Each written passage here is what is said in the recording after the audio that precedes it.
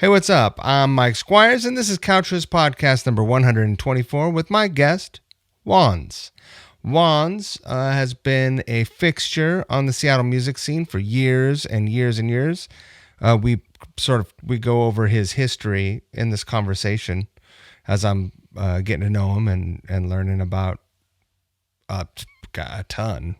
But he is, most well known for singing the hook and the bridge in Macklemore and Ryan Lewis's huge hit Thrift Shop. You remember this one, right? And man, this was an awesome story. I'd loved hearing his story. This after years of going for it, this thing just sort of like it happened. And it's all about, it's all about keeping your mind open to the opportunity and letting it happen. My friend Scott, the tag on his signature on his email is everything works if you let it. And, that's mostly true, I think. And this is a testament to that. Wanz's story. It's great.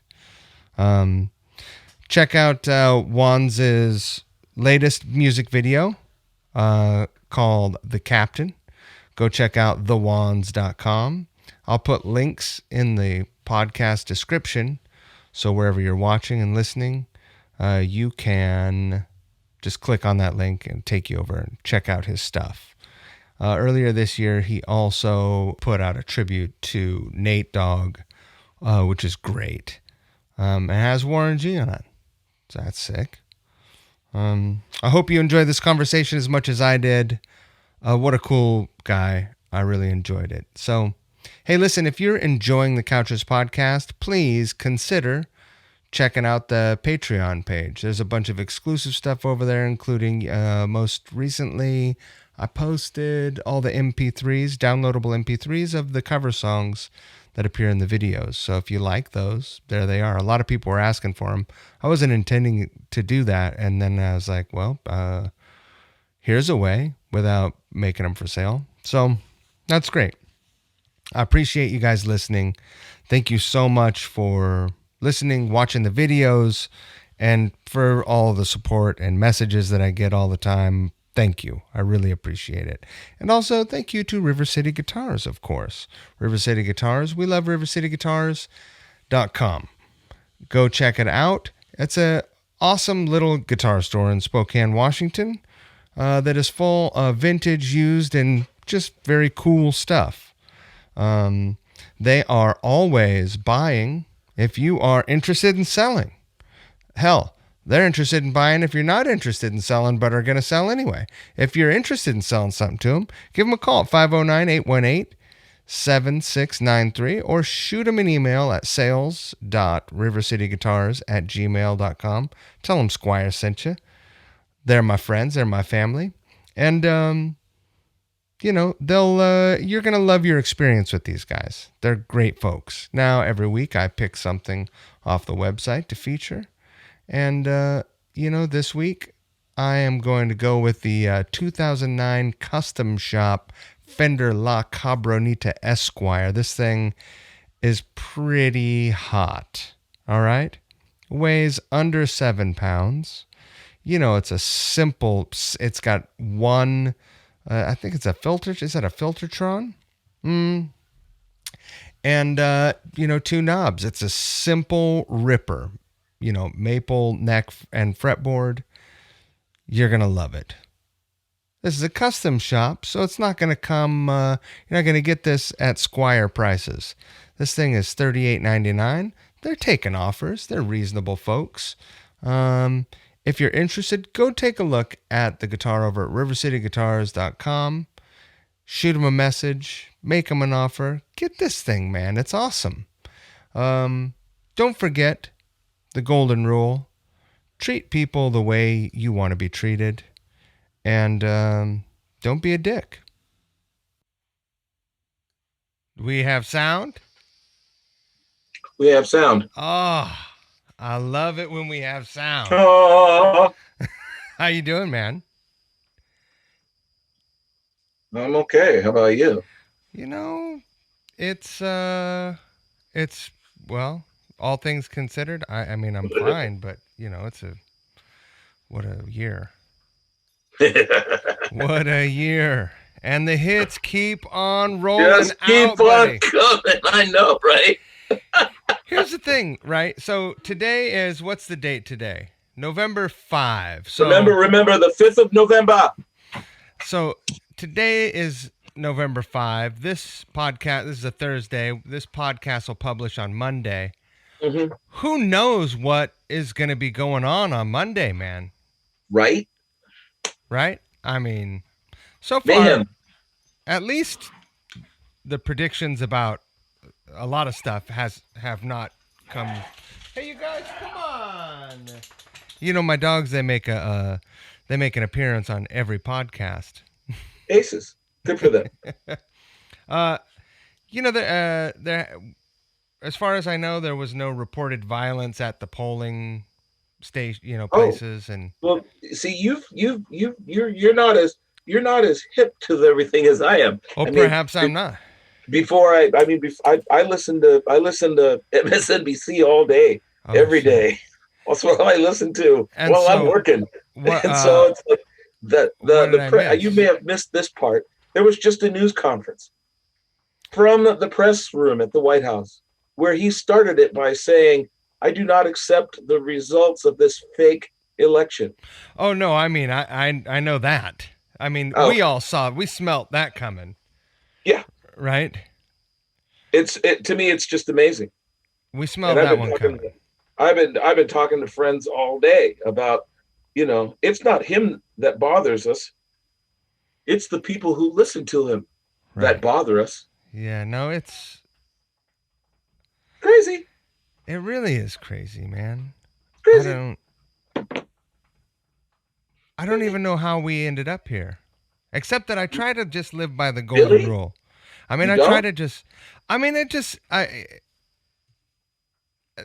maybe that sounds incredibly naive because I'm like a 49-year-old white dude. I just think that you like so many other people have other things to do with your life, and you don't follow this stuff like those of us who like kind of nerd out on it. Because I've kind of nerded out on it.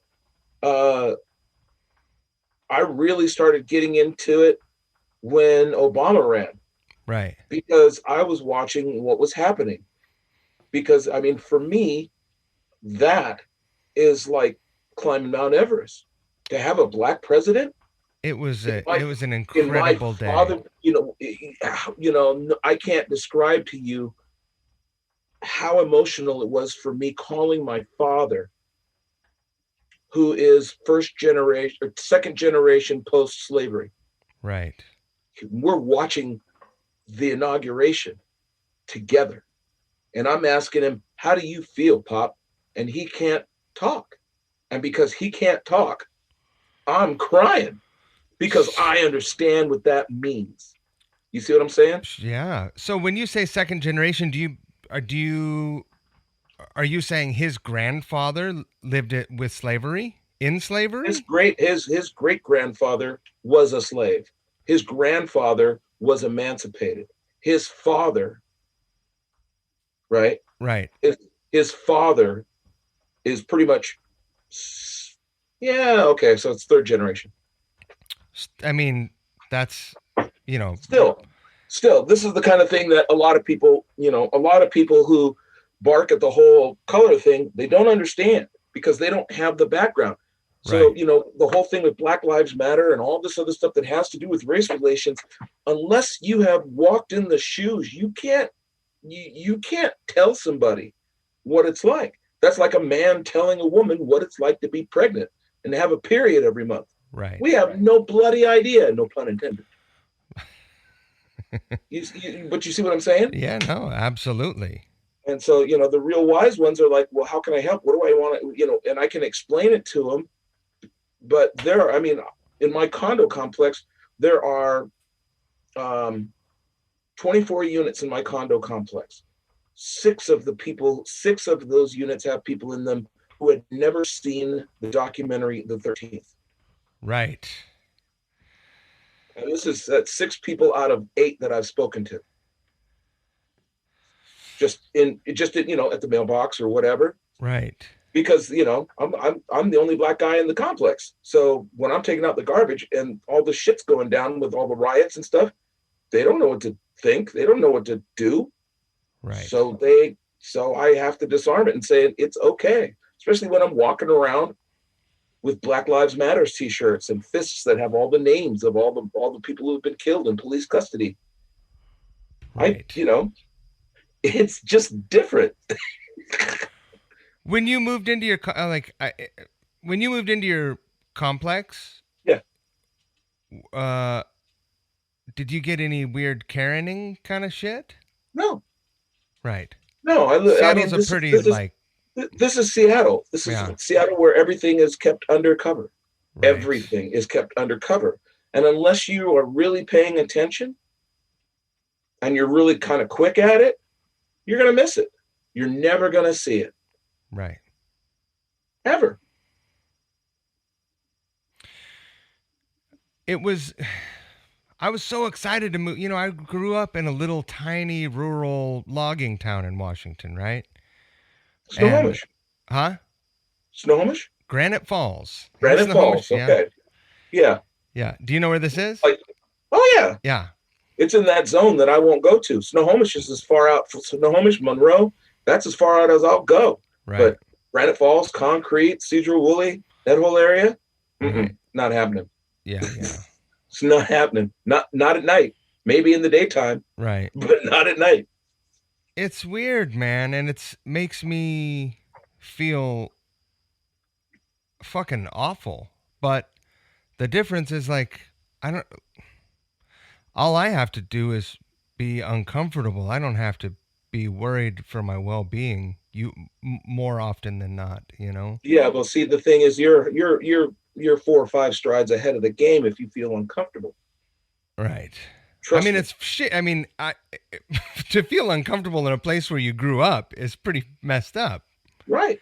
But I mean, imagine what it's like being less than 1% of the population in a county. Right. At college, and your parents want to take you out of school because they saw on their local newscast, King 5, that the KKK was in Ellensburg passing out flyers. Did you grow up in Ellensburg? No, I went to college there. Oh, right. Yeah, man. That's a cow town. Yeah, but see, the thing is that it's taught me a lot about people. Right. What's wrong right now? I've seen it coming forever because, townies are one thing, farmers are another thing, growers and orchard owners, and there's all different types of people, just like in Granite Falls. Sure. The person who owns a coffee shop is not like the person who owns the hardware store, who's not like the person who runs, whatever, or your mailman or whatever, right?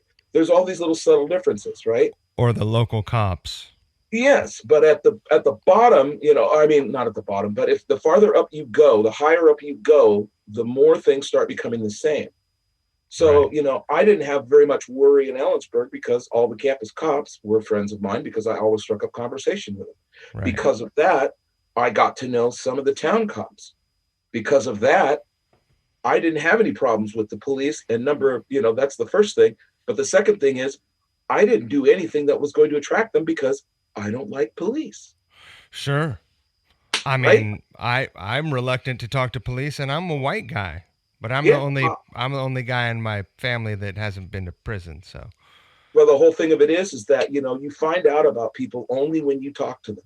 Right. And the problem is that everyone is so tender and chicken at the same time.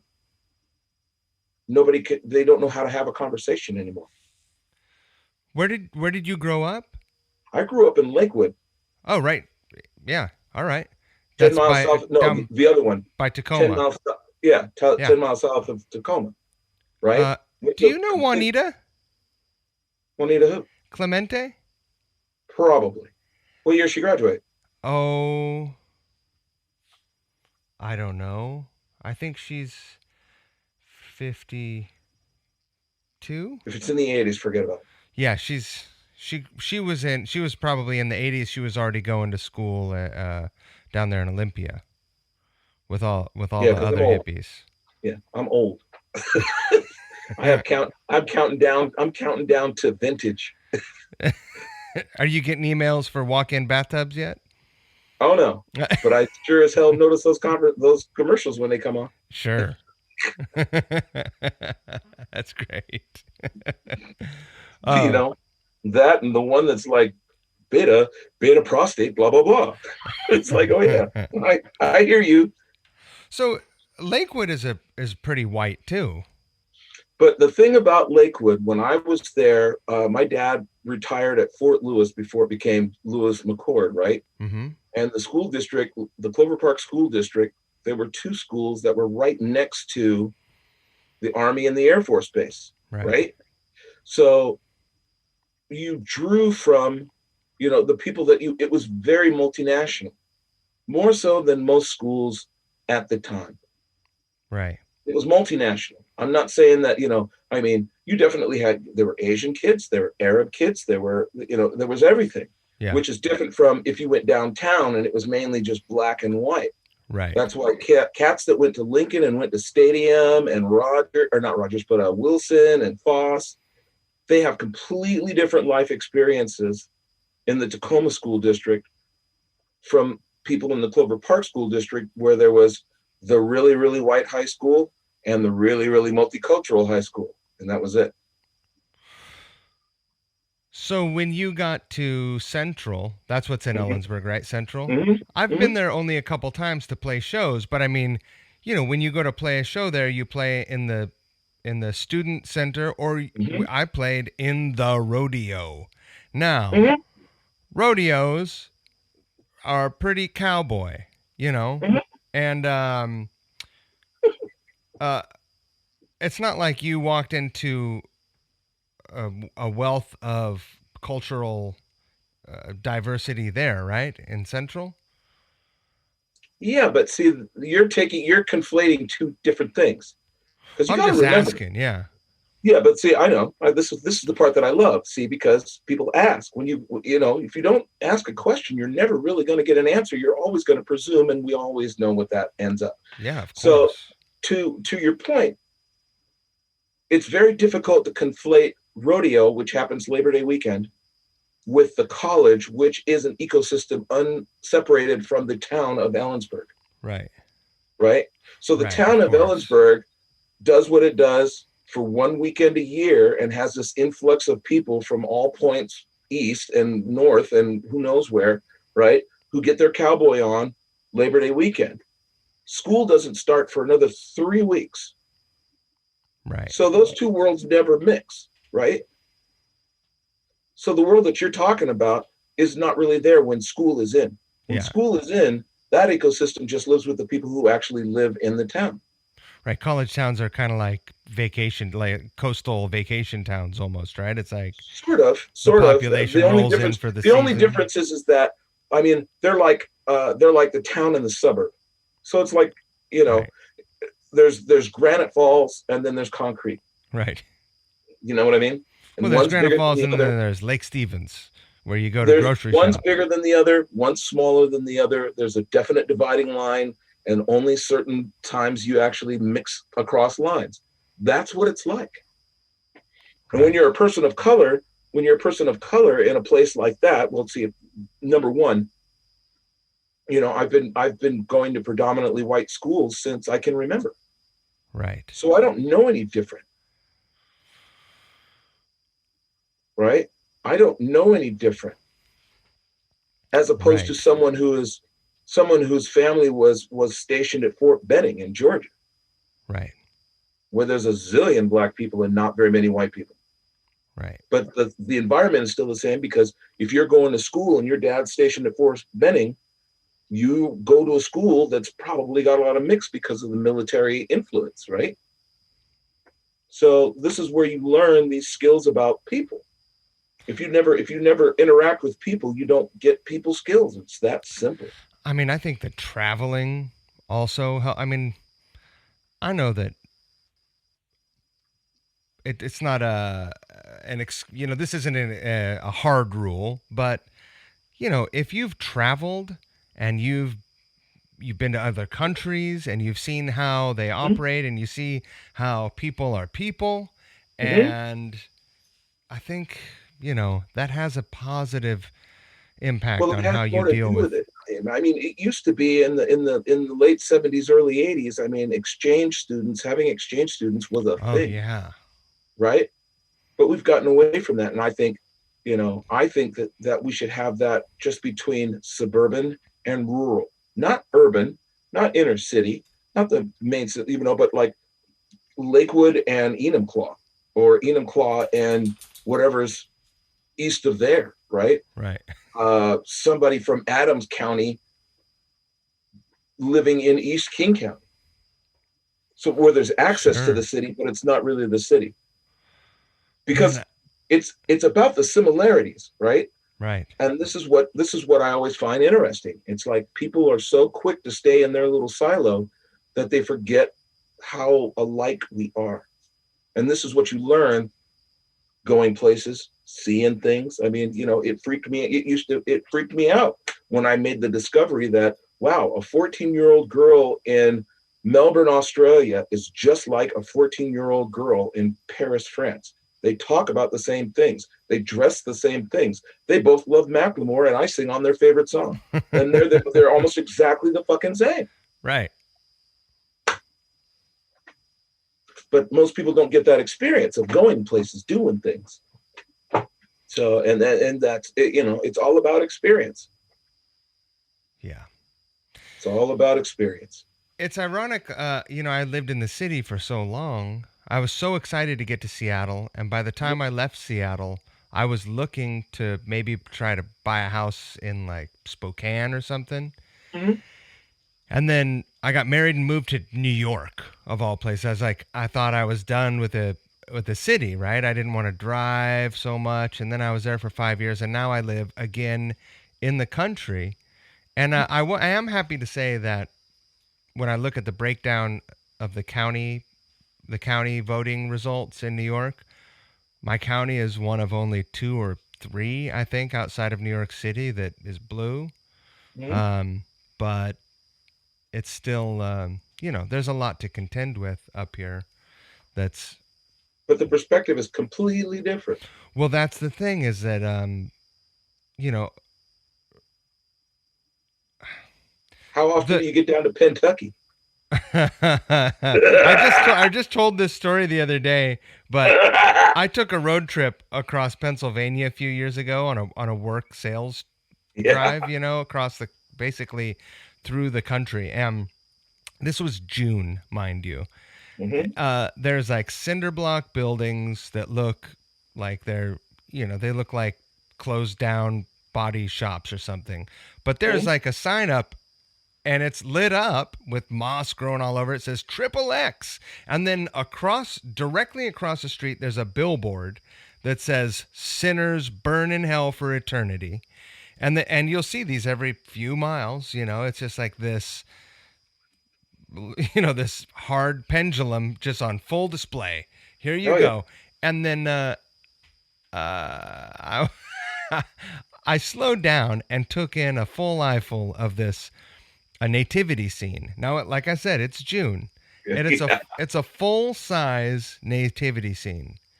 Full Yeah. human size mannequins, Yeah. but all the characters are dressed in desert camo, like camouflage, desert camouflage. Yeah. And I wanted to pull over and take a picture so bad, but I'm like, I don't want to get shot. Yeah. I mean, Yeah. I got one for you too. I'm not trying to get shot. My I wife wasn't either. my wife hasn't lived in the country like we live in the country now, and Mm-hmm. she will walk right onto people's property with our dogs and Yeah. like cut across people's property to go look at something, and I have to tell her all the time, Mm-hmm. do not go onto someone's property. She doesn't understand. No. Don't do it. Mm-hmm. Do not do it. I don't want to get shot for you. I don't want to get shot for anyone. So it's the 5th day that I'm on tour, and I had never toured before. And on that 5th day, we were going from Missoula to Boise. And the bus was, at the time, there's only one. There was one bus that had, Ben and Ryan and their girlfriends, and then, a couple other people, manager, blah, blah, blah. And I was in the follow van with Hollis and Mary and the dancers. Yeah. So they want to take this overland route they see, because they're looking at the map and it's like, oh, well, this seems a lot shorter. And I'm looking and I'm seeing all of this, right? And you know what this is, yeah, right? It doesn't go like the interstate. It's like this, right? And I'm going, this is not where, but I got outvoted. Right. So we ended up on, it's pitch black. We're like an hour and maybe an hour and a half out of Missoula. And which way are you headed? We're heading southwest. Oh, so you're going to like Salt Lake or something. No, we're going to Boise. Oh, Boise. Sorry. We're going to Boise, right? So we're taking this overland. I call it the overland route, not the interstate. We're doing the overland route.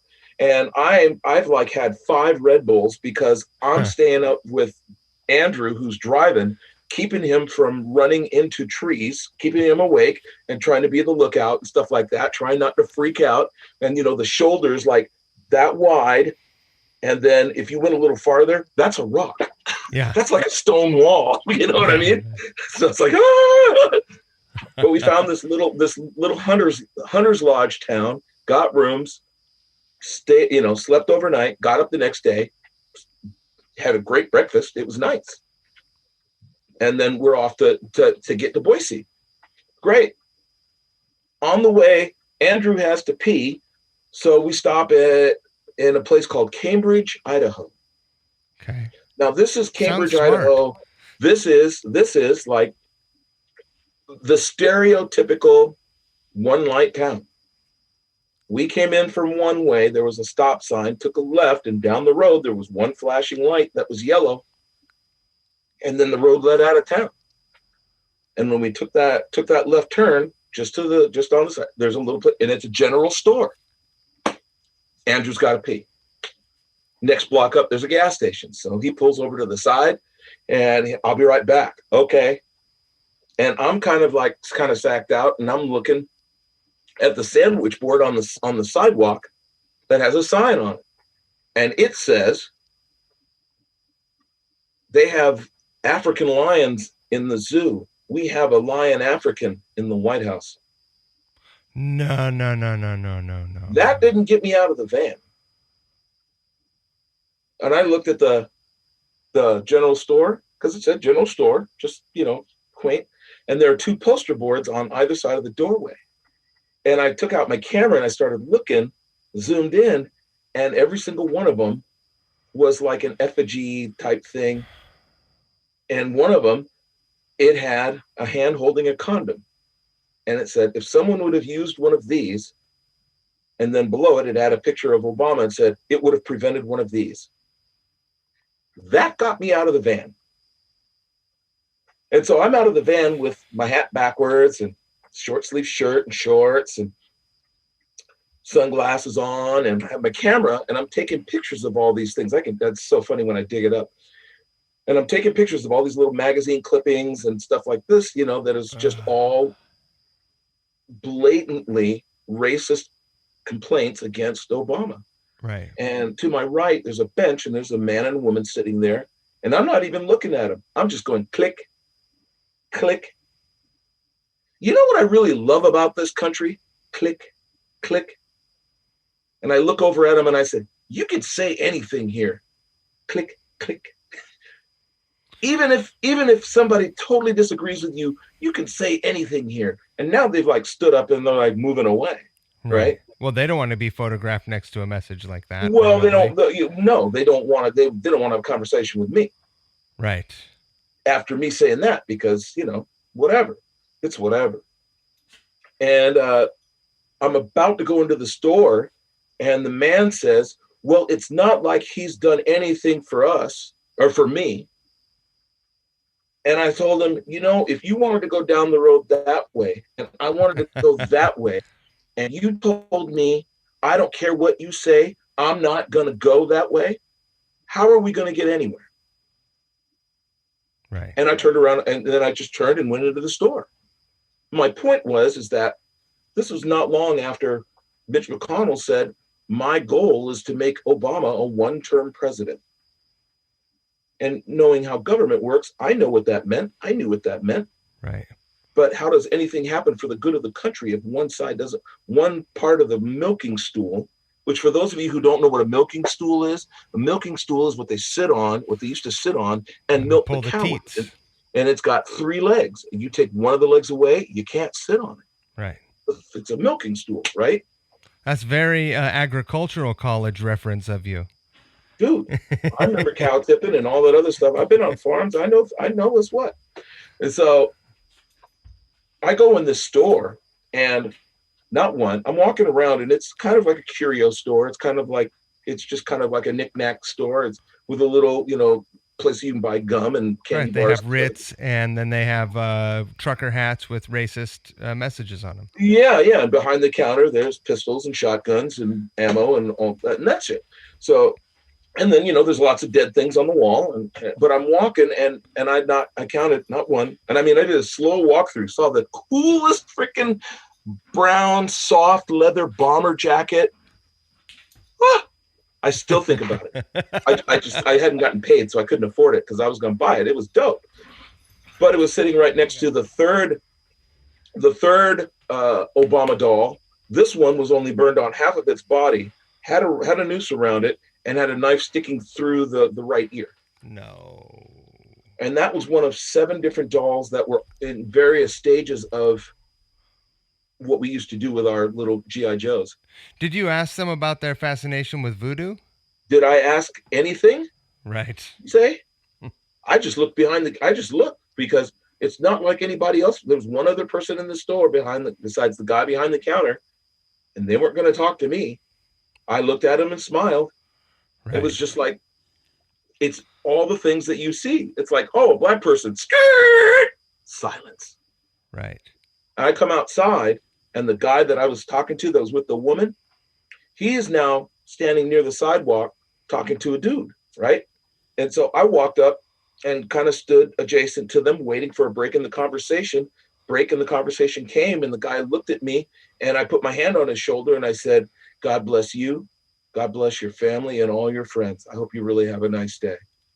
And I went and got in the van, and everybody in the van, their eyes were like saucers. They were like, oh my God, what did you say? What did you say? We start driving off, and I said, for all I know, I'm the closest, I'm going to be the only black person that guy ever meets. Right. So the last thing I was going to be was Ice Cube. Right. Or Coolio, or Wayne Brady, or Charles Barkley. Right. Hey guys, cut it out, man. You guys went on a walk? Hey. These guys, the freeloaders. So that's the story of Cambridge, Idaho. That's yeah, that's ugly business. Yeah, but see, the thing is that's what happens in middle of nowhere Fox Newsland. Right. That's what it's like. And and in 2012, I mean, it was pretty interesting. It was pretty eye-opening for me because at the not very long before that, or I guess I lived with a woman for a long time, and her parents were from Roberts, Idaho, which, if you're looking at a map, is a little tiny little speck about 25 miles north of Twin Falls on the eastern side of the state. Sure. So, we went to more than a few family reunions, and we had to go through Idaho. So it's not like I did go to school in Ellensburg. I knew all about the Aryan Nation and Hayden Lake and all that other stuff, which is why I never went to Spokane. Right. See? Yeah, you don't want to go up in northern Idaho. No. That gets weird up there. I know. So, but see, the thing is that, for people who don't really understand what it used to be like, if you want it done in a very, very disarming way, watch The Green Book. The movie The book? Green Book. Yep. What is Just it? look it up. Okay. It's a story. It's a story of a black man who is a virtuoso pianist. Right. And he goes on a trip down through the South and has a white guy to drive the car. Right. Who's an Italian. He's basically an Italian bouncer. Right. Two different worlds. Is it Vigio in the movie? Yeah, it's Vigio. It's great. I heard it's great. I need to watch that. It's streaming now. Yeah, everything's streaming now. They're not releasing a movie for the next 2 years, probably. No, I don't know. The theater in my neighborhood's opening up next week. Is that right? Yeah. I miss the movie theater so much. I think more, not here. I miss the movie theater more than I miss shows, maybe. No, take that back. Seeing shows, not playing shows. Both. It sucks. Yeah, man. So, what did you do when you left Ellensburg? Let's get into this stuff.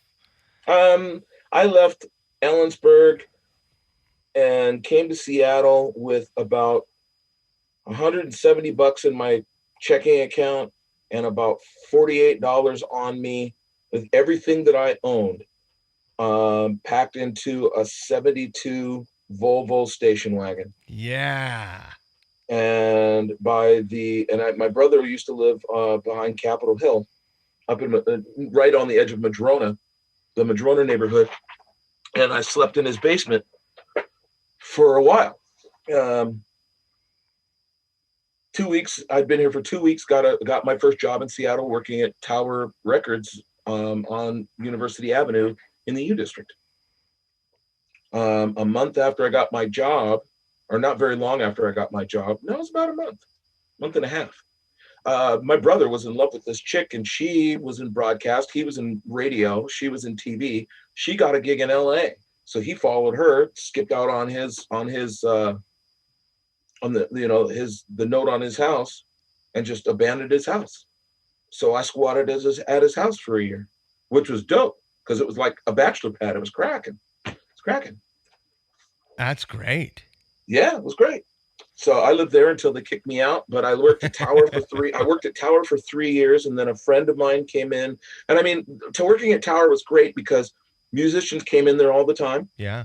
And because it was open till midnight, I didn't get off until 12:15, 12:30. Right. So there wasn't a lot of time to like do stuff, but the only thing to do was to go to shows. So what year is this?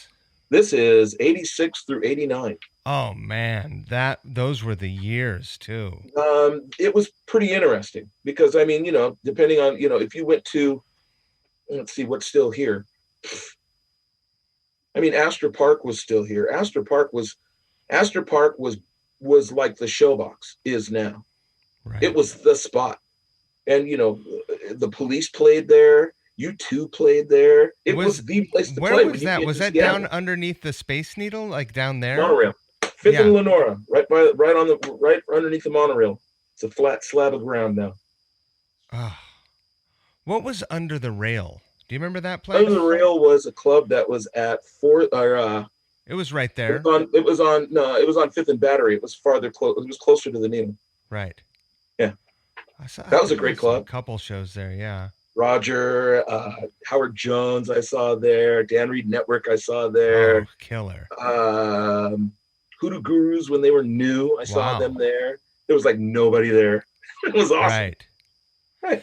There was there was Parker's up on 99. Which is my neighborhood. That's up in Shoreline where I live. Yeah. And Parker's, the first house I lived in Shoreline was like 3 blocks from Parker's. Oh, wow.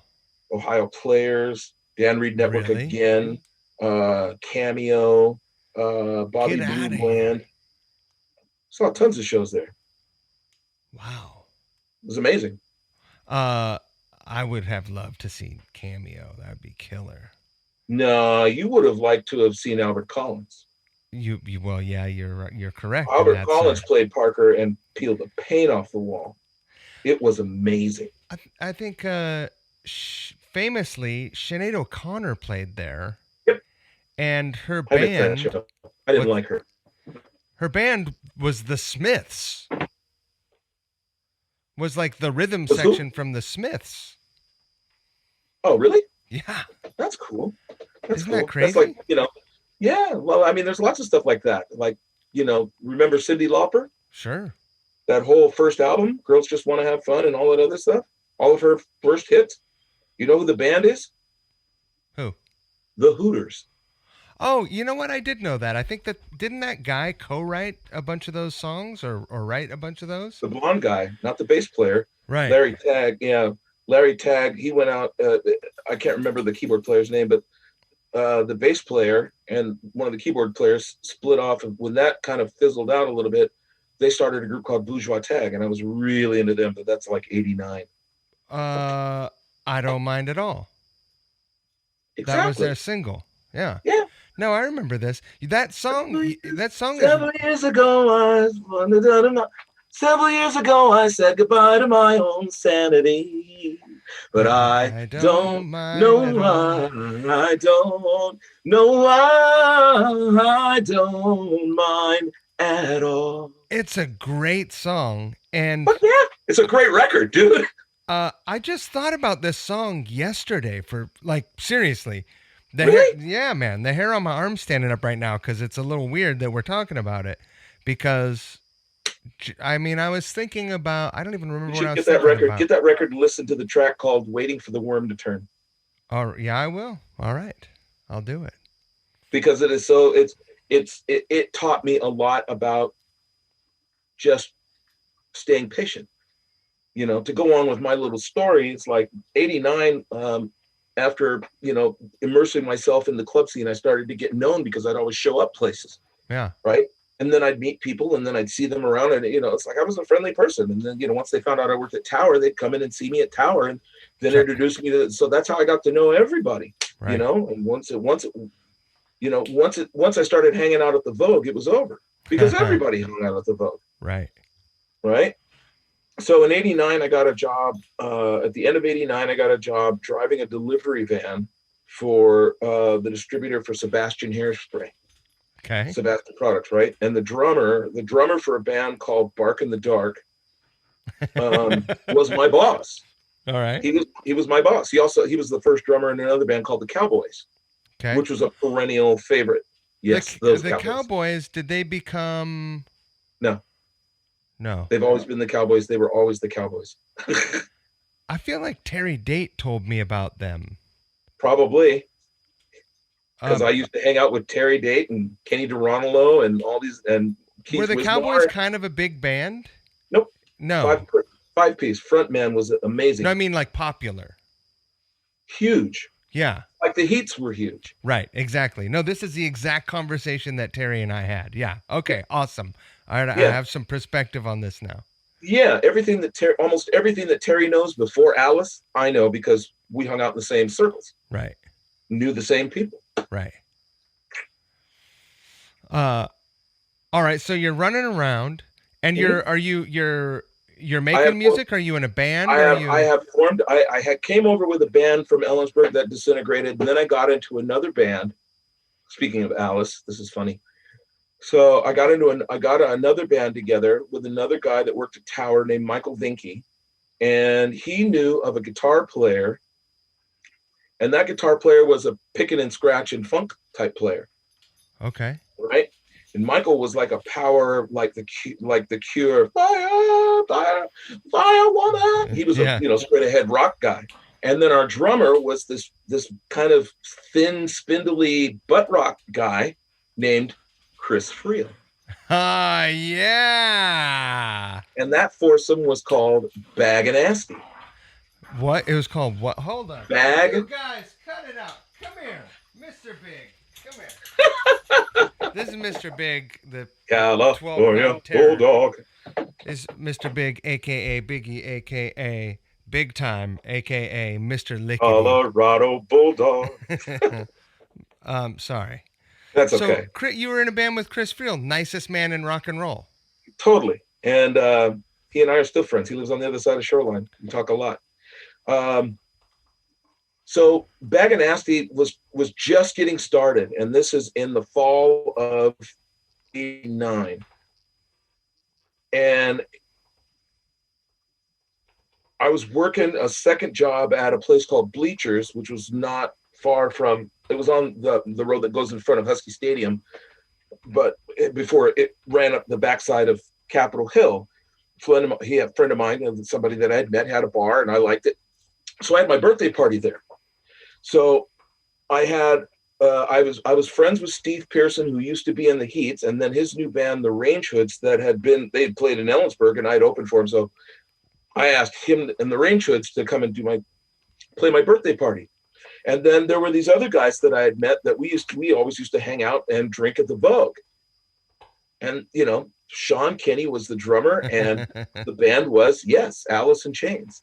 They played at your birthday party? They played at my 27th birthday party. That's great. And they won't remember it. Sean never remembers it. Right. Sean wouldn't go on. He was so wasted, sitting in a car door, would not go on. And Mike Starr was like freaking out, getting pissed. We gotta fucking play. We gotta fucking play. And Jerry's like, no, man, it's okay. It's okay. It's okay. It's okay. And I'm like, come on, Sean. Sean, it's me. It's Wanz. I don't fucking feel like it. I don't want to do it. But yeah, nobody knew who they were, but they played my birthday party. It was awesome. Oh, that's great. What year is this? 89? This is 89. Yeah, 89. I guess their record came out in 90, like right at the beginning of 90, I'd say. Yeah. 91. Is that right? The first record? I think so. No, 90. No.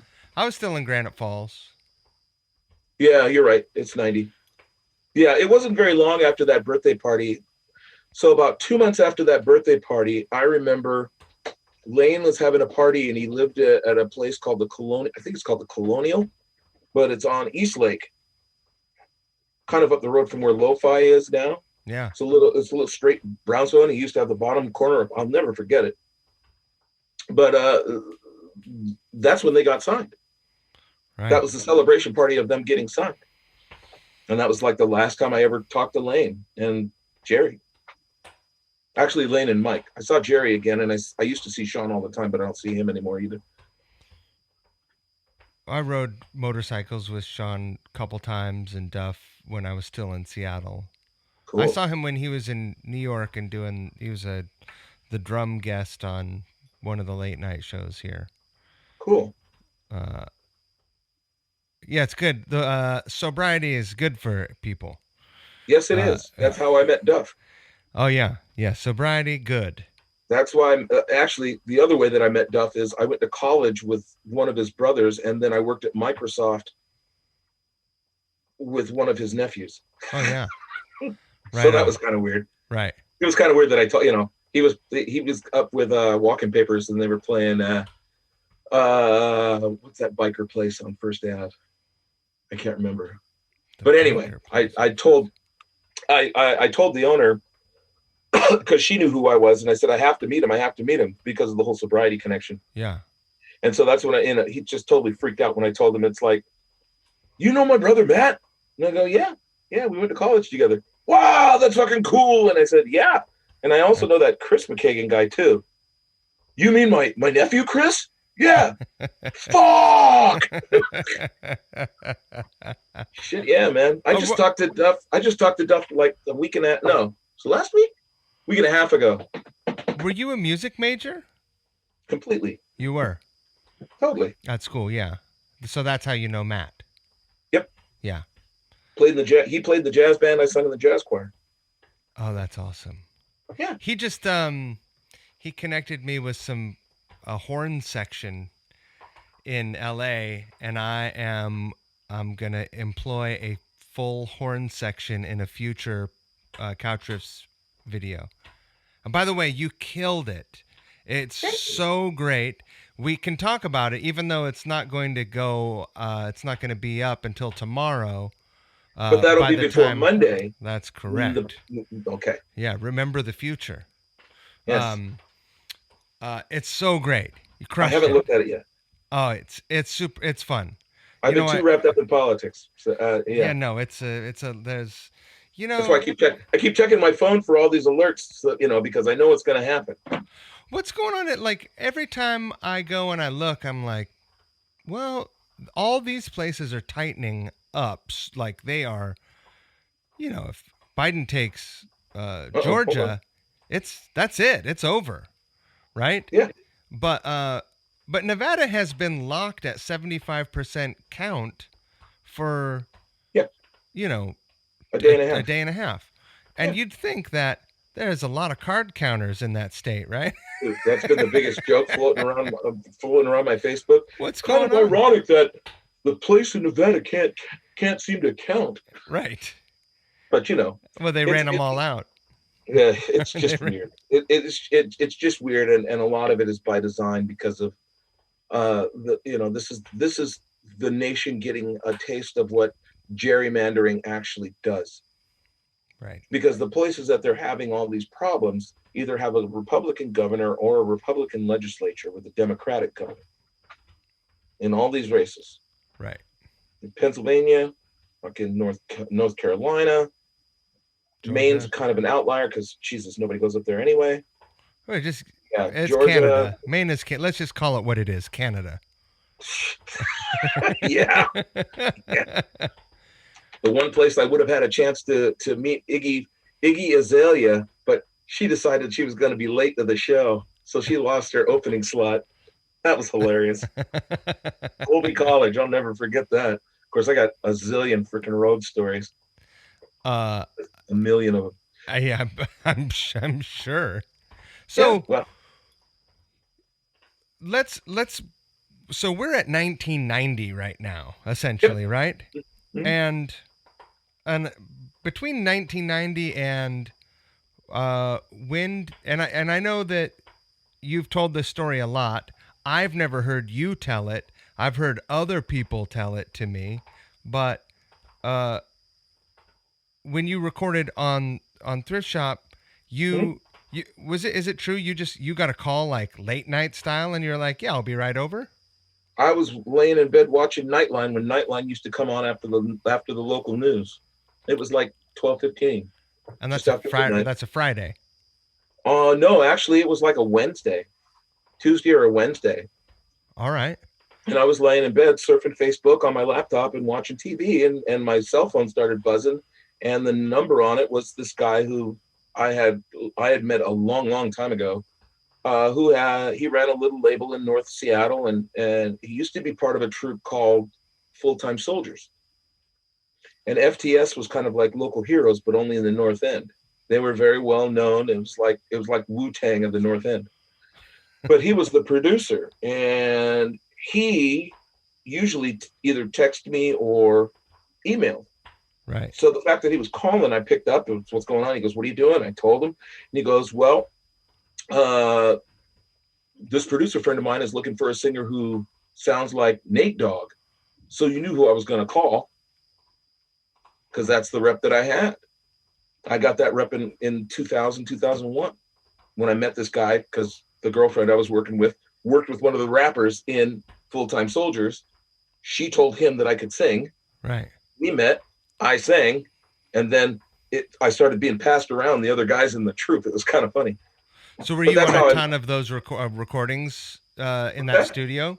Did you sing on a lot of recordings coming out of that studio in that time frame? No. Well, for him, yeah, there's let's see, man, I did stuff for, yeah, if you look up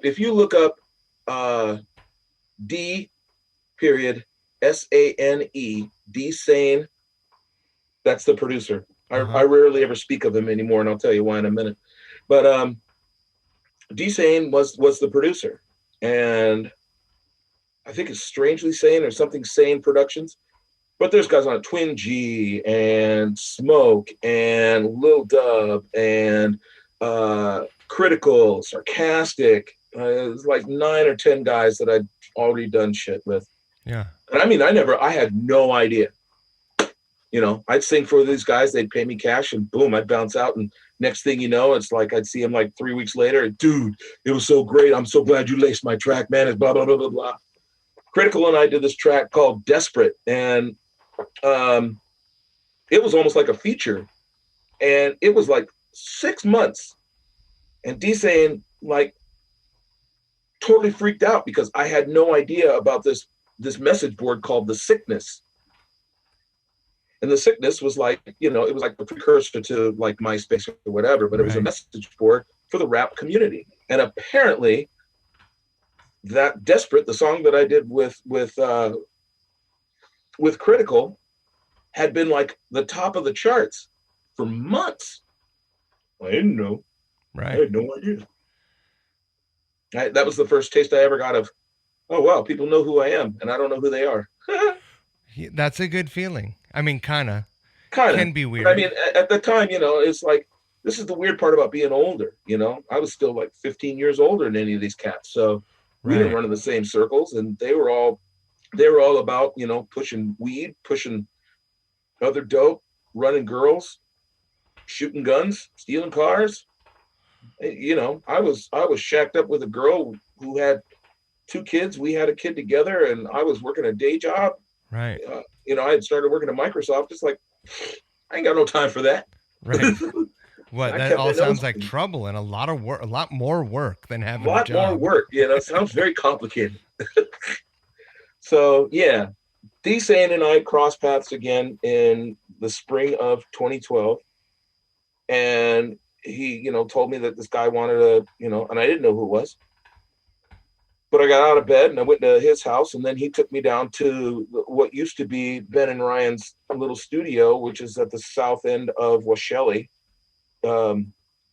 just off of Highway 99, just off of Aurora. Right. Never been there before. And I walked in, it's like, introductions happen. And I told them all about my illustrious music career. Oh, I've been here since 86. You ever heard of a band called the Rainshoots? Yeah, I used to sing with them. Oh, you've never heard of those? Well, you know of the Heats, right? No, we don't know anything about them. How about the Cowboys? How about Red Dress? How about, well, maybe you've heard of my other band, the Ghetto Monks. No. Like seven bands I laid out, Right. And this is like between 86 and 2007. I had been in like 8 or 10 bands of every musical style you can think of. Right. So it was kind of a butthurt experience that, I hadn't been heard of. Kids. But anyway, not very, that's no big deal because I hadn't heard of them either. Right. So at all. Right. So, we get kind of done with the introductions, and Ryan starts playing the track. And as he's playing, and I'm like, yeah, okay. Ben's got a little steno pad, and he's got a little steno pad. And it's like, yeah. So it goes like this. And he's telling me I'm going to pop some tags and get $20 in my pocket. And he's saying it kind of in time with the music. $20, and I went, oh, okay. I'm gonna pop some tags. Only got $20, and he's like, yeah, like that. And so we worked out a couple of things. They threw me in the booth. Boom, boom, boom, boom, boom. Stacked it up. Came out.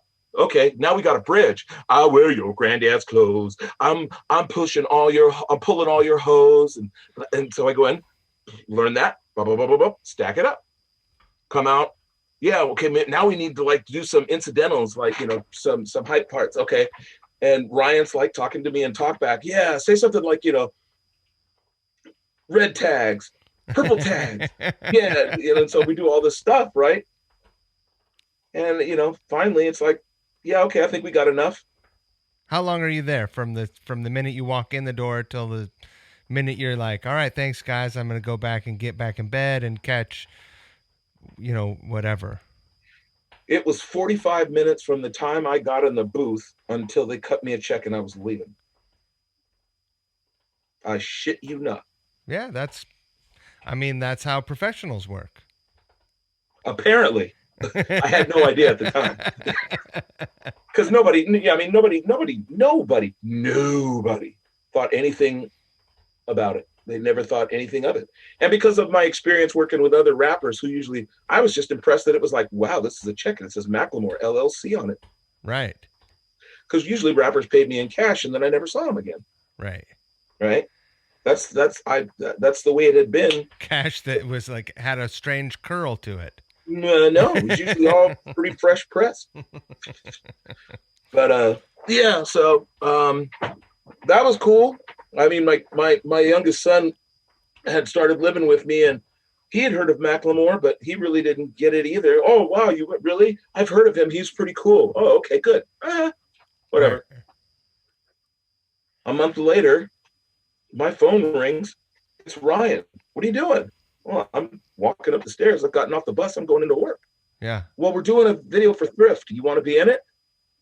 All right. Let me see if I can get the day off.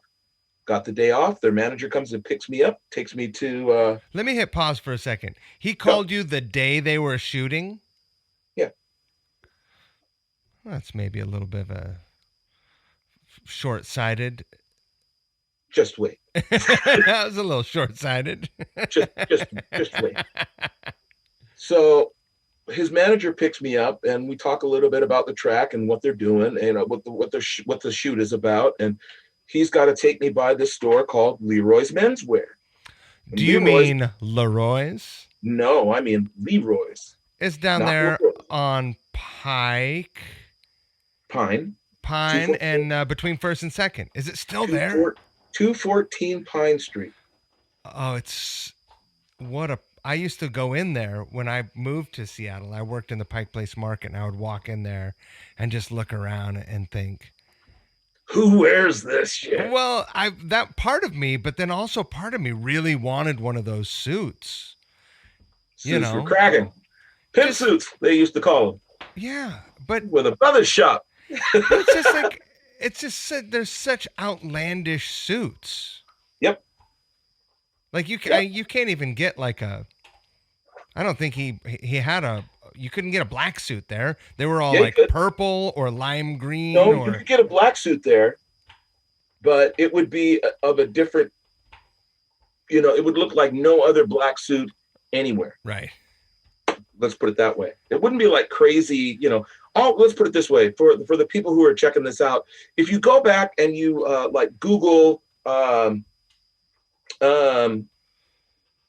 Vegas, the TV show, there used to be a cat on the show. I think it's Vegas, but actually, all you need to do is Google Huggy Bear.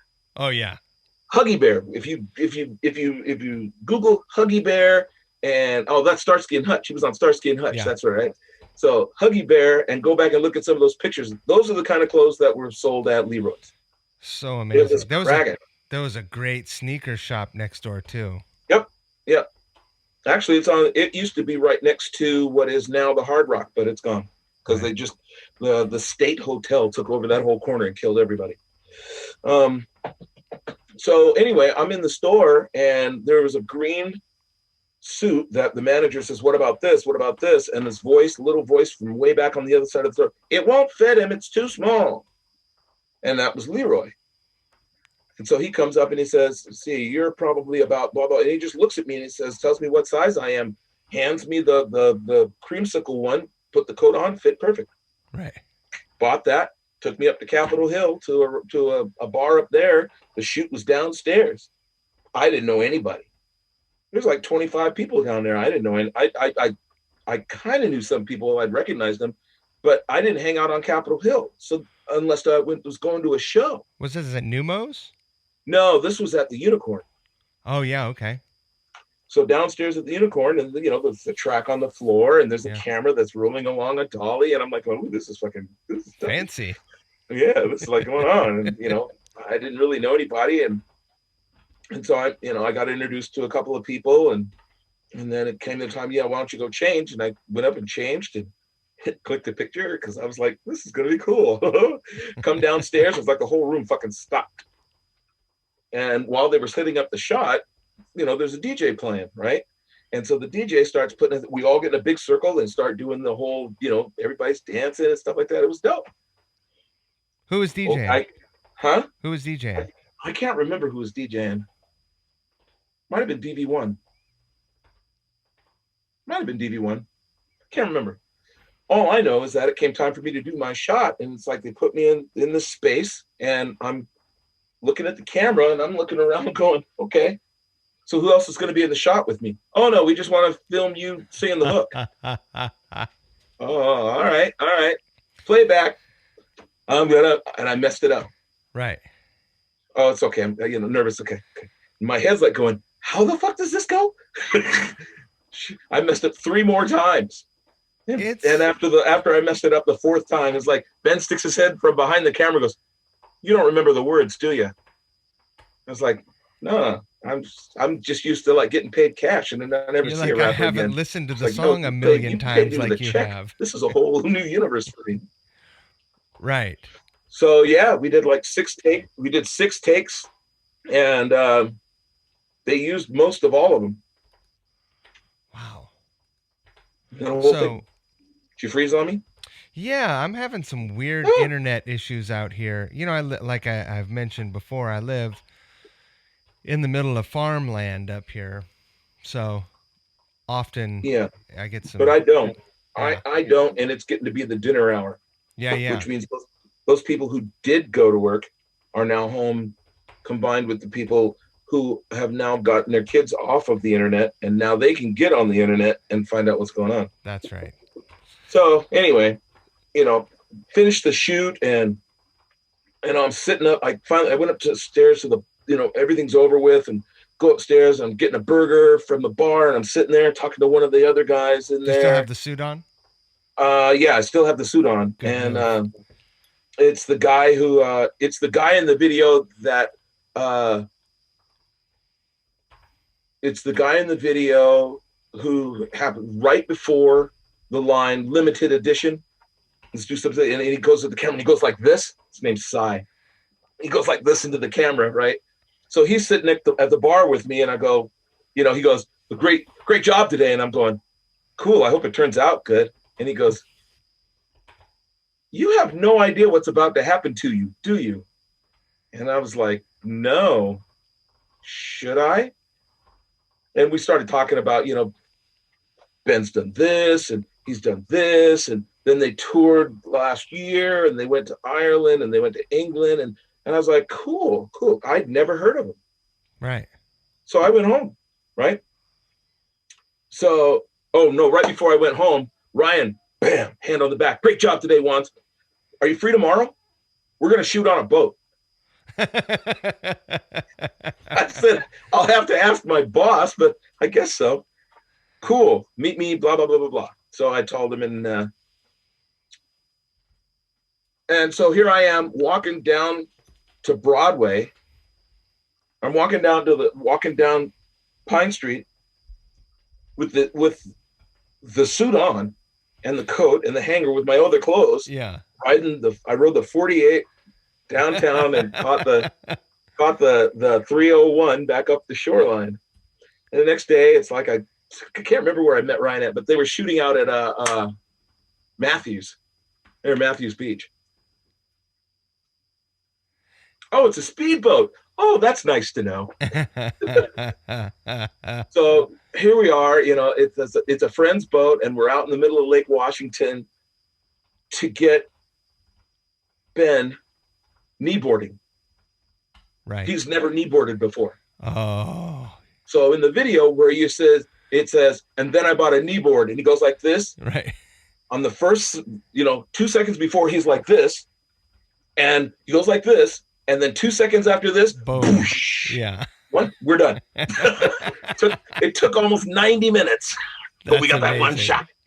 And then on the way back in, it's like, okay, I'm gonna lie on Ryan is lying on the floor as they're, filming, and that's where this is fucking awesome. Because Ryan, they're shooting in the boat, and then they get out and they want to film us going by. Slower. Ryan's like right here. Slow down.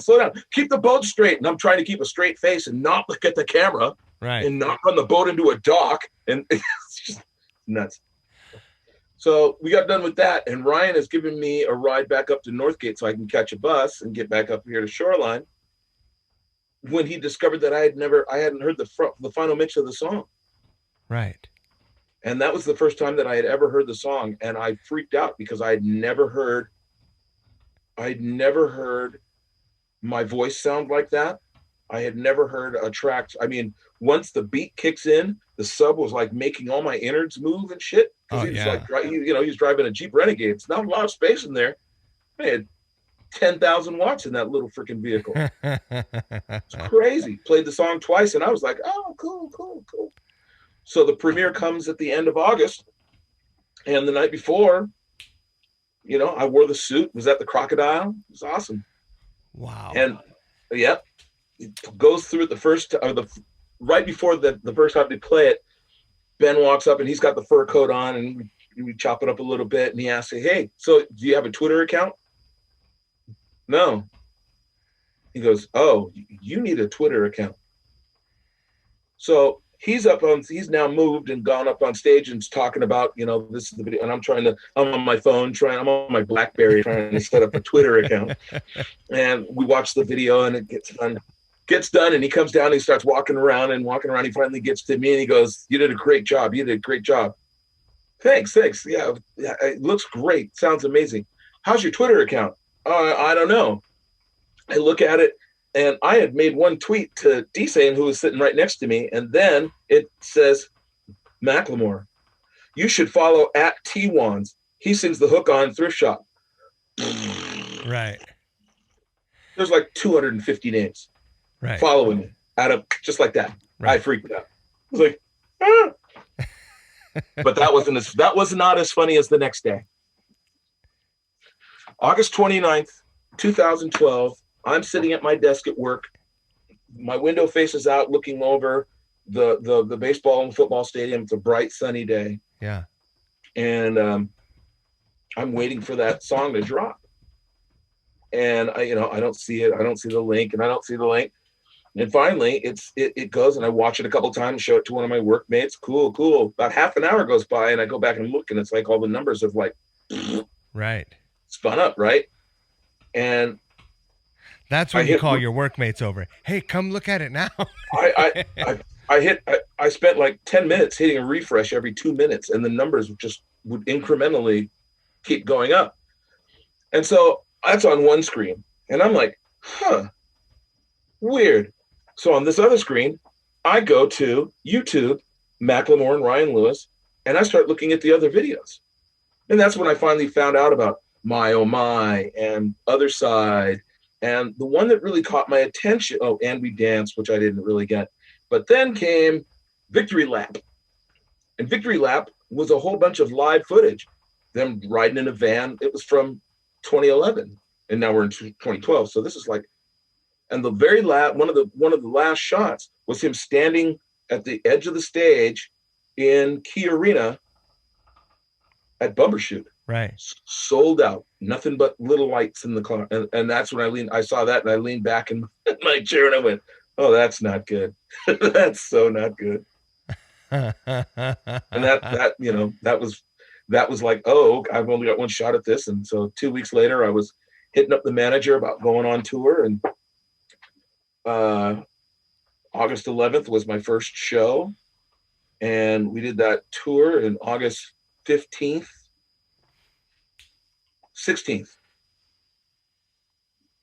we played the Fillmore in San Francisco, Mecca. I remember being 9 years old and listening to radio broadcasts on AM radio from the Fillmore in San Francisco. And here I was standing on the floor getting ready to do sound check for a sold out show. Right. It broke me down. I started crying. But I mean, a week before that, you were sitting in a wheeled cushy desk chair doing a job. So I'm telling you about the sound check, right? Yeah. At the time, I was 1 day late from when I was going to go back to work.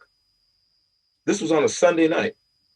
And I was going to go back because we did a show in Eugene the night before, and then drove all the way to San Francisco. And I had asked, I knew this was happening. I wanted to get like 4 more days added on to my paid time off so I could go with the tour all the way down through LA, and that would be the leg of the tour. Right. But nobody ever got back to me. So instead of coming back Sunday morning, I went to San Francisco and did that show. Yeah. And the next day, as I was driving around in the van somewhere near the Presidio, lost, trying to find a credit union so I could deposit my first tour check. Yeah. My phone rings and it's my boss. And he says, you were supposed to be back. And I said, yeah, well, I don't, well, when can we expect you back? You know what? An opportunity like this for a guy my age, it's probably never going to happen again. So I got to stay out here. And I walked away from $82,000 a year with benefits, stock options, the whole nine. Right. Having having no idea what was going to happen. None. Right. That's a kind of choice that only a person who has been playing music for, at that point, you had been doing it for 30 years. Mm-hmm. Right? Mm-hmm. I mean, more if you want to count elementary school, middle school, high school, sure, college. Then I moved to Seattle and did 30 years just in Seattle. Right. Been doing music since I can remember. So, when I think about it, I'm like, well, an opportunity, I'm not going to get an opportunity. Like, I'm not going to, something like that's probably not going to happen. Though I keep my mind open to it. Yeah. So let's back up a little bit. Right around 2007, the relationship that I was in, raising kids and stuff, fell apart. And it's the first time I had lived on my own since 89, since 90. Wow. And now it's 2007. And, I started flipping radio stations because what I started noticing, I'd been trying to write songs on my own and I'd played in more than a few bands and nothing really ever caught on. And it didn't really matter that I knew guys from Alice in Chains and I knew guys from Pearl Jam, and then I knew guys from Soundgarden, that I knew guys from, you can name a band. Yeah. It didn't really matter. It doesn't though. Yeah. It didn't really matter. What I knew is that when I was listening, it was like at that point between like 2008 and 2010, I had to come to the realization that everybody on the radio, there are no people on the radio who were as old as I was. Right. No one. So, I'd had this dream since second grade because I believed what everybody had been telling me all my life. You're really good. You're going to be famous. Right. But when you come against that reality of there's no such thing as an old pop star. Right. It was crushing. No, that's a tough pill to swallow, man. Yeah, it's a repeating theme in my life right now. But, I kind of got through it because I was reminded by a friend, dude, we don't do it because we're going to be famous. We do it because we love it. And he was right. And so I started gathering gear. I wasn't making a ton of money because I was like, separated from that last relationship, already playing, I was paying child support for 2 kids, working a full-time job, working a night job 1 night a week, and then trying to also do music. Right. I was working my ass off.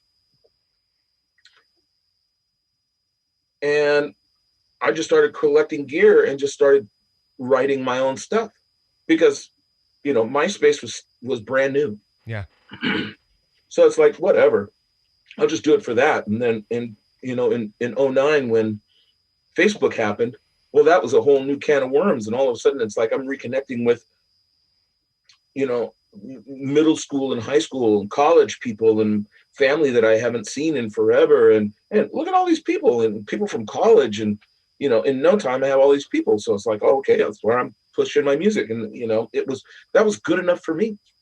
Right. And then, then comes the whole D-Sane thing and I'm singing in the studio and find that, that's my happy place and doing that stuff, but it's all on the side. I'm still playing bass and done a blues band, did a country band, went back and did another blues band, then did a rock band and did a funk rock band and in front of that. And, by the time it got to be 2010, I was kind of burnt out on all of it because I'd been in bands after band after band and nothing had happened. So I was kind of done with that. And I wanted to try to make it on my own. And that's what I was trying to learn production from D-Sane. even though he wasn't really into teaching. I was just goofing around with stuff. Yeah. And I still goof around with stuff. I still haven't got it right. We have that in common. Yeah. You know, I still have, you know, I spend probably 8 to 10 hours a week on YouTube learning how, you know, parallel compression and when to use this. I still don't know. It's like, okay, I've got like 4 different vocal chains, but I don't know which one sounds good. Right. What does sound good mean? What does that mean to you? You know? So yeah, you know, you do what you can, but don't ever say that it's probably never going to happen, because I had already did that. Right. I had already convinced myself it was not going to happen. Right. And all of a sudden I'm answering a phone at like 12:30 in the morning. And an hour later, I'm in a studio singing for a guy, and I'm home by 1:30 in the morning, not knowing what was going to happen. Right. And the rest is history. How long was that ride? 2.5 years. Right. Which for one song, that's insane. That's Bruno Mars shit right there. So let me ask you this: on tour, when you weren't singing that song, what was happening? I was watching everybody else and taking pictures. Is that right? Like they didn't have you play anything, or? Dude, every night was Disneyland. You would roll out there, do the song, and then you'd be back making tiny sandwiches. That song was either, depending on which intro they wanted to use, that song was either third or fourth. Oh, wow. For 2.5 years. Right? Right. It's a 10-song set, and I'm either third or fourth. And then they moved me up to second so that they moved me up to second so that they could do it as an encore. So they'd have the introduction, they'd do 10,000 hours, Thrift Shop. Or they do the intro, 10,000 hours, another song from one of the earlier albums, and Thrift Shop. That's pretty bold to lay out the big hit that early in the set, right? Yeah, the whole thing is that you set the hook with something that they know, so that they stick around to see. You know, there's two philosophies. Let's put it this way: there's 2 philosophies. Either you have everybody wait because they know the hit is coming, right? Or you give them the hit, and they're so into the hit they stay for everything else, right? I was in that band Harvey Danger. Yeah. As a touring member of the band. And they had a weird relationship with having a hit. I bet they did. Which they had a really, I mean, I always thought, I mean, who wouldn't want to have a hit? But there was this guy in this 3-piece band who kind of took over the whole flipping world. Let's not kid ourselves. He wanted a hit. And I can tell you, I didn't know Kurt personally, but I knew a lot of people who knew him, and that was his nightmare. His nightmare was he had to deal with so many fucking people. Sure. I guess having a hit is to have to deal with people. It's like having a kid. It's different for everybody. Having a million kids. No, it's like having one kid. You ever babysat a toddler? Oh, sure. Okay. How much do you actually get to sit down?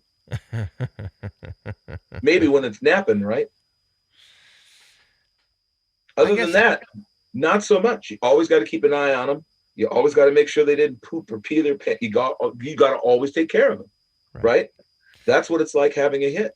But what a vehicle to get out and do it. Like, oh yeah, I would never ever tell someone don't do it. Right. But I would tell them, make sure that you understand the business. Yeah. Period. End of story. Or else for me, right? We're playing Red Rocks, February 2nd, 2013. I'm freaking out.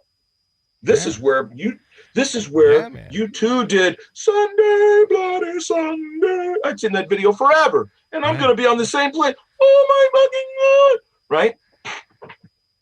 And after sound check, the manager's like, so, things are starting to take off and blah, blah, blah, blah. We want to make you an offer. And I'm like, okay, what is, so we were thinking that we were going to give, and then they lay out these percentages on sales. And I'm like, songs like taking off and doing all this stuff, right? And so I waited till the end of the show. And the next day I said, sure, but I didn't talk to anybody. Which means you didn't talk to a lawyer or anything. I didn't talk to anybody who could have told me, well, wait, did you come up with that tune? Did you write that tune? No, right. I just sang the words, but the tune. Oh yeah, I wrote the tune. That would have cut me in for all kinds of mechanicals, and I totally missed it. Totally missed it. And being that I am the person that I am, because I've always been an honest guy, that's the other thing that sobriety does to you. Sure. Gives you a freaking conscience, right? I told those guys that I would never come back to them asking for more money. And I never have. Right. And I never will. How long had you been sober when you went and sang on that song and then hit the road?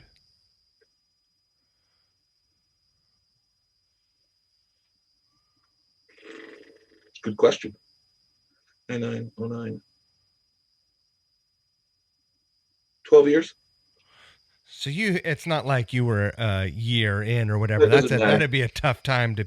Yeah. Well, the first time we went to Paris, we played a place called Le Zenith in Paris. I played in a suburb of Paris. And you been there? I played with Judas Priest there. Man, that was like my first time. I was the closest I ever got to like doing anything in Paris. We had 3 nights there, 2 nights in a row, then played another show, then came back 2 nights later. Yeah. But anyway, the first night we were there, we had an after show to do at a club. And, that's, it's like, wow, that's the Arc de Triomphe. Yeah. The real one. Yeah. We're at night and it's still like half a mile away. That's all I've seen of Paris. Is that right? That's right. Wow. Because at the time, the first part of the first European tour, I was also doubling as a stagehand and I was a fan liaison. Right.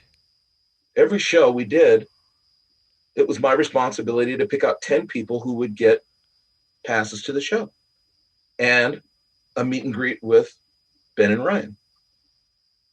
So this had gone on for a while, a long while, and the internet's a great thing. I didn't have to do anything. So this first show at the Zenith, I go out front, and there's people who already have numbers on their hands. They've already found the first. It was 20 people, so they found the first 20 people. Right. So I didn't really have anything to do, so I hung out with them. That's what I always did. Before shows, I was always in line talking to the kids because I had never seen this before. I had never seen both sides like this before. Not seen people waiting in line 10, 15, 20 hours. Right. Before the doors open.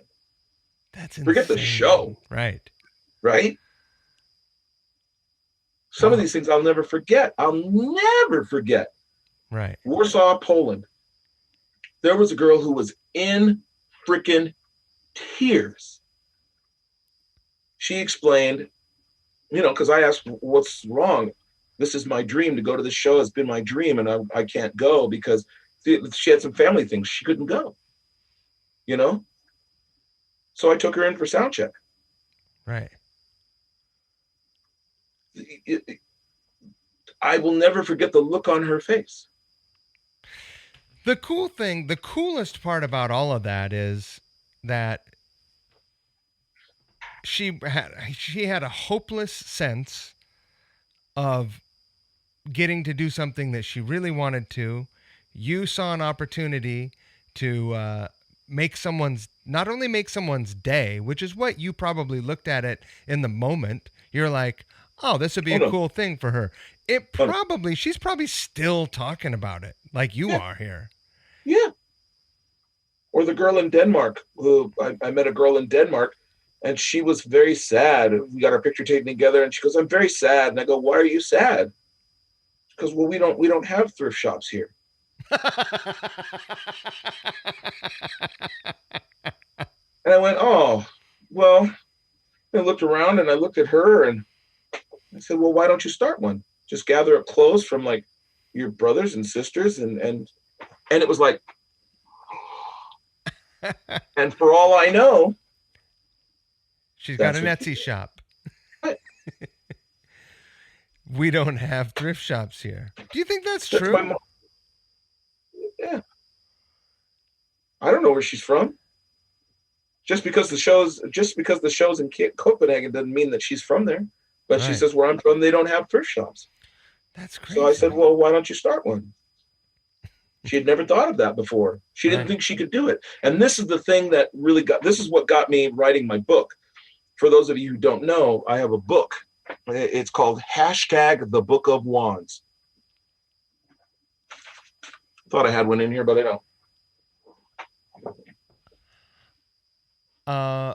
Anyway, I'm going to order one as soon as we're done here. It's on Amazon, and the book is Andrew, who's my road roomie. I was trying to deal with my son. This is really early in the tour, and I'm arguing with him on the phone as we're driving down the road towards California. And I said something to my kid because I'm philosophical, right? I get off the phone, and Andrew goes, "Man, you should tweet that." It just noodled around in his head, I should tweet that. I can't believe you said that. Where'd you come up with that? And I told him the story of where I came up with it. It was like a saying that my dad had. Yeah, man, you should tweet that. That's the kind of stuff you can make a book out of. #The Book of Wanz. And that's where the title came from. Little did he know, it was like a year later, I went back and went back through and searched Twitter and got like 80, 90 tweets, and then went through those. And then I told a story about, I picked some and told a story about each one, and it became a little 100-page book. Not even that. It's like 70 pages. Tiny. Awesome. The last of them. Yeah. You say that's the last of them? Yeah, I have like 6 of them. 6 of the, because you order when you order merch, right? Right. They send it to you. That's right. So after what is it now? 8 years? No. So this came out in 2015. So after 5 years and change. Yeah.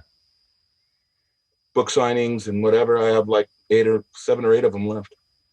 Are there? But you can still order them. But you can order. I figured out a process that you order it and then they make the book. Right. Yeah, print to order, whatever, the a la carte. Yeah. Because I wasn't gonna, I've got boxes and boxes and boxes of Wanz merch, just Wanz across it. I'll never sell. I don't know what to. I haven't figured. It's taken in 3 years. I haven't figured out what I'm going to do with it. Right. That's this year is not a great time. I know. Yeah. This is the year that you make plans, not necessarily that you implement them. Right. Although I'm the worst at taking my own advice. No, I would probably be the person behind you, not smart enough to be in front of you. I'd be the person behind you, not paying attention. Right? As my dad always said, a smart man learns from his own mistakes, but a wise man learns from the mistakes of others. Yeah. Right? Yeah, I was never that smart. I don't have wisdom on my side. It's not in. So if you want to know what things are like in this book, sometimes too much is too little, and too little is too much. That's true. That's as they say, that is a truism. Yes. The whole book is full of them, and that was I can't remember exactly when I thought of that one and when I tweeted it. But I knew it had to do with a relationship that wasn't working, Right. And it's like you try and it's that old Quincy Jones song, Just Once. I did my best, but I guess my best wasn't good enough, because here we are back where we were before. Seems nothing ever changes. So we're back to being strangers, wondering if I ought to stay or head on out the door, right? At the end of a relationship, it's tricky though, because it's there's a lot of you're woven together, even though. Well, this is the thing. This is the thing about relationships, and it doesn't really. They don't have to be romantic ones. They can be friendships. Sure. From ninth grade up until my fourth year in college, my best friend, I knew his name. I know his name, right? But I haven't seen him in years. I don't know where he went. He just disappeared off the planet. Not on social, none of that stuff. Not anymore. Can't find him on social. Not even a Google search finds him. He fell out. He fell out. We had two different ways of looking at things. The last time I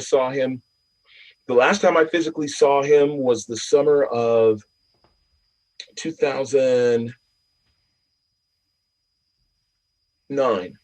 No, 2010, because I was riding my motorcycle and my dad hadn't died yet. Yeah. It's like one of my first pictures on Facebook is that trip. Right. And he was working up at Mount Rainier, and he used to work there. He split his time. He'd work up here in the summertime, and in the wintertime, he'd work at the Grand Canyon. He's like a ranger? No. Or a state park? He worked for the service organization that provides, like the restaurant workers and those people. Yeah, got it. Yeah. But anyway, I don't know what happened to that relationship. It just, he just fell out. Sure. Not like I would have. I still have the bass cabinet he loaned me in college. Right. Because I just, I'm the kind of guy, it's like, well, he might want it back. At this point, it's not a loaner. Well, I don't know that. He could show up tomorrow. Hey, you still got that cabinet I lent you? Yeah, it's right here. Take it. Right? What is it? It's a Carvin. It's a Carvin 15 with an EV 140, I think, in it. Nice. That I think has a tear in it. I didn't know that you played bass. How many basses are you holding right now?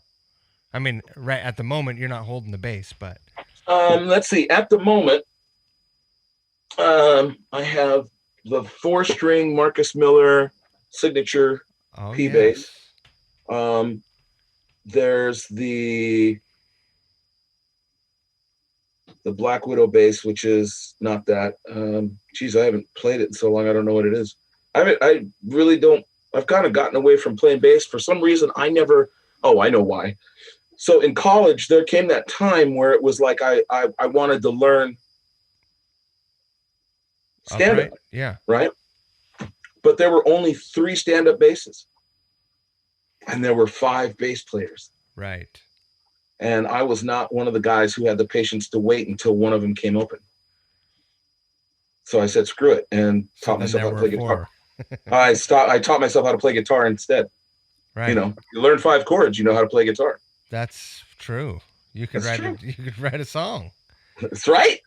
That's what I thought. I still want an upright bass. I had one when I lived on Capitol Hill in the mid 90s. I had an upright bass. And I loved it. But I never got very good at it. I wasn't a disciplined student. I almost bought one 2 years ago. It's like I got what I knew was going to be like the last really huge cash infusion from Thrift Shop, and I bought an Ibanez 5-string fretless. I bought a 5-string fretted Spectre because I'd never had a Spectre bass and I always wanted one. Yeah. The bass player from the Dan Reed Network, Melvin had one. I always loved his sound, but I never got one, and I always remembered what the number was. He had one of the old NS's, and so I found one, got it. I can't remember what my old, I had a Black Widow. I had a black bass that was all sparkly. It had a little sticker on it with a skull and crossbones. And I was like, I was so rock and roll. Dude, I've got turned on to this earlier this year at the last show that I saw. I Mm-hmm. went and saw Dweezil Zappa, and Yeah. for one song, his bass player played a ukulele bass. Yep. And I mean, I had one within a month. I was like, Nice. yes, because So, it sounds on record. It sounds like an upright. mm-hmm. I played this one in the Poison video. Nice. But and they're not expensive, man. Nope. I don't know if you don't. Oh, you have one? No, I went shopping. I know about them because 2 years ago, it'll be 3 years this Christmas. I went shopping for one of my grandkids because that's what she wanted for Christmas. So I learned all about ukuleles. And that's what I didn't know that they made ukulele basses. Neither did I until I was shopping to figure out which one would be the, and then I figured, oh, you mean there's an alto, there's a tenor, oh, there's a bass one. Oh my God. They're the coolest, dude. And it's like, yeah, no, I'll leave that to her. That's fine. That's fine. I'm still trying to figure out how to play jazz chords on guitar. And flat picking. Flat picking is kicking my ass right now. Right. I'm teaching myself. Well, I'm actually, I that whole wondering if you can do stuff has been the come down. The last time I did a show was September of 2015. I had been working at the job that I'm at now for like a month and a half. And we did a quick hit in Berlin that they asked me to do. And I said, that would be my last show. So and ever since then, fly in, one off. Yeah, it was actually 2 days. Because, you change time zones, you have to take time. Sure. But anyway, I was going to be gone from work for 4 days. 2 of those days of travel, one's getting acclimated, show day, blah.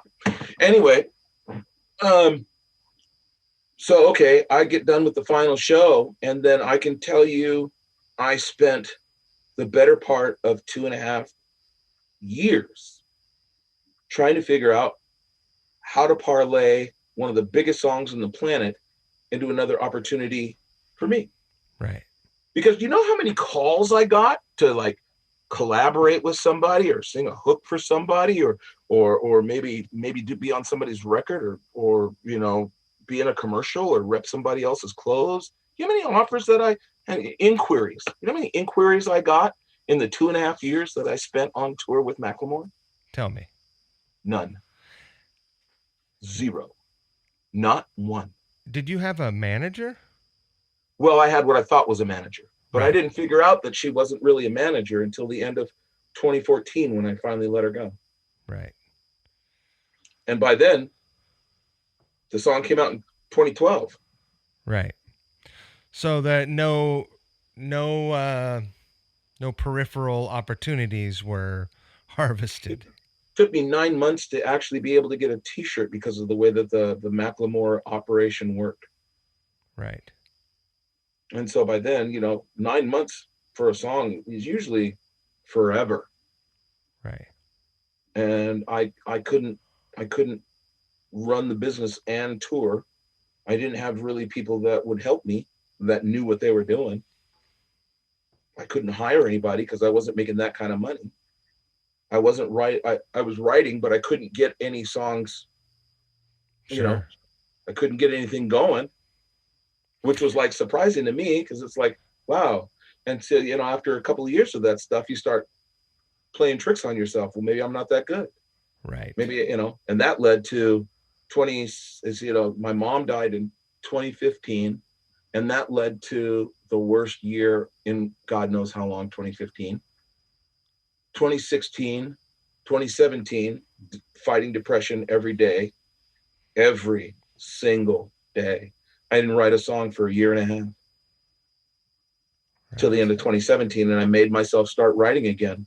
And then since 2017 to now, I still have to convince myself that it's not about being good. I just want to record shit that I like. And Sure. It's harder when you're not an instrumentalist that, you play a lot, because I was never a jam guy.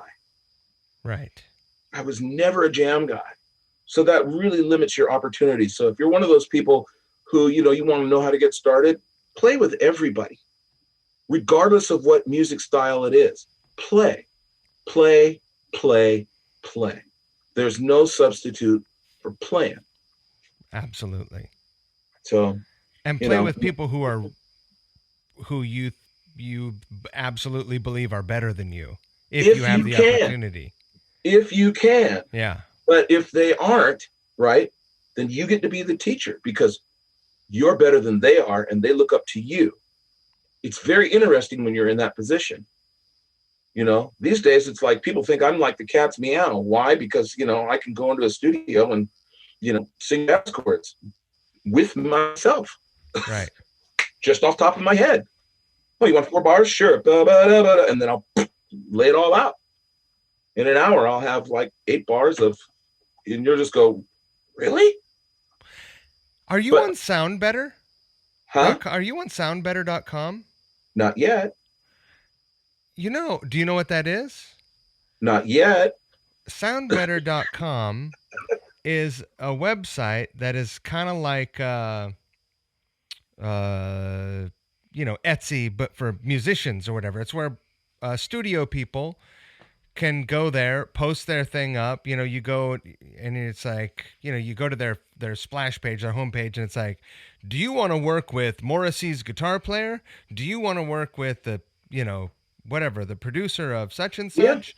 Yeah. And there's a lot of people on there, and I have to imagine that you would be able to get some studio work where you could record it right from home there. And now, well, that's what I usually do. If you ever heard of a cat named Kid Sensation? Well, yeah, sure, of course. I'm from Seattle. So he put me on a record. It's called West Side, and the hook is fire. I didn't think I could do it. I didn't think I could do it at all, but it's cracking. I mean, the production on it. This is right off of Sir Mix-a-Lot type stuff, but Kid Sensation, a new record just dropped, but it's called West Side. SAYID. WESTSIIIIDE.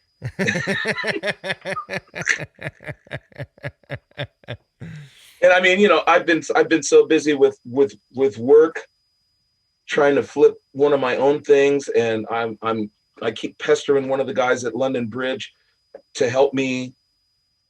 I mean, that's the last 3 months I've been trying to get myself to collaborate.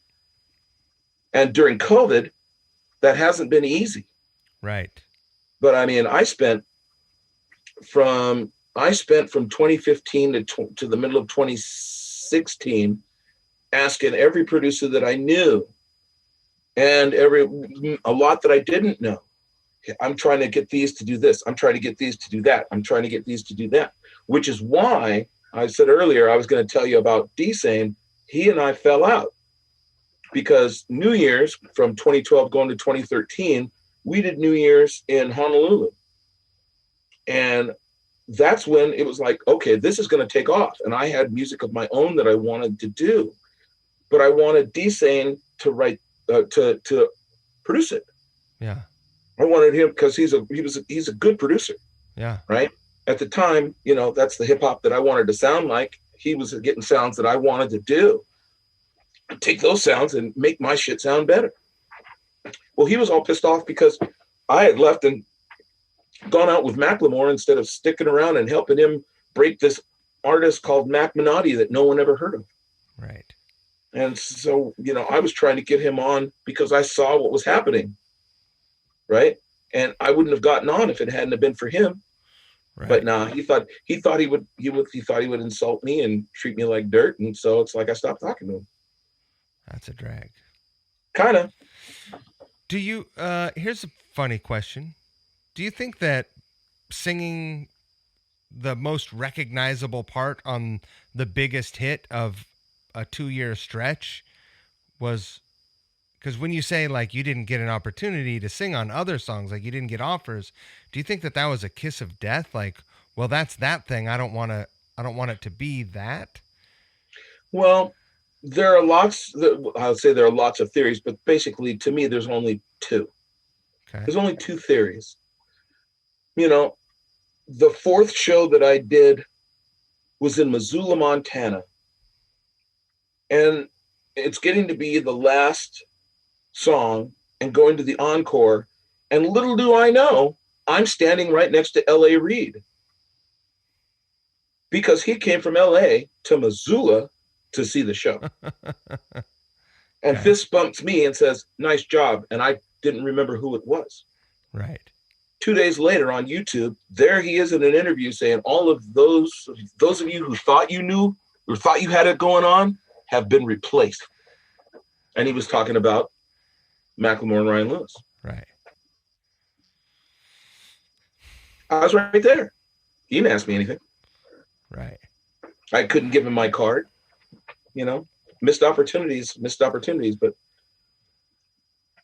you know, when you don't know how to do the business, that can be worse than, I mean, it just can be worse.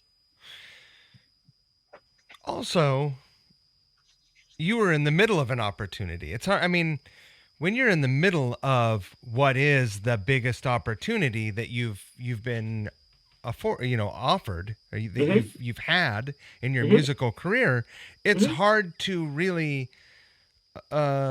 take yourself out of the moment and be like, no, I want to make some, like your role at that point is not, right. me, right? Yeah, but every musician is multifaceted, right? Sure, of course.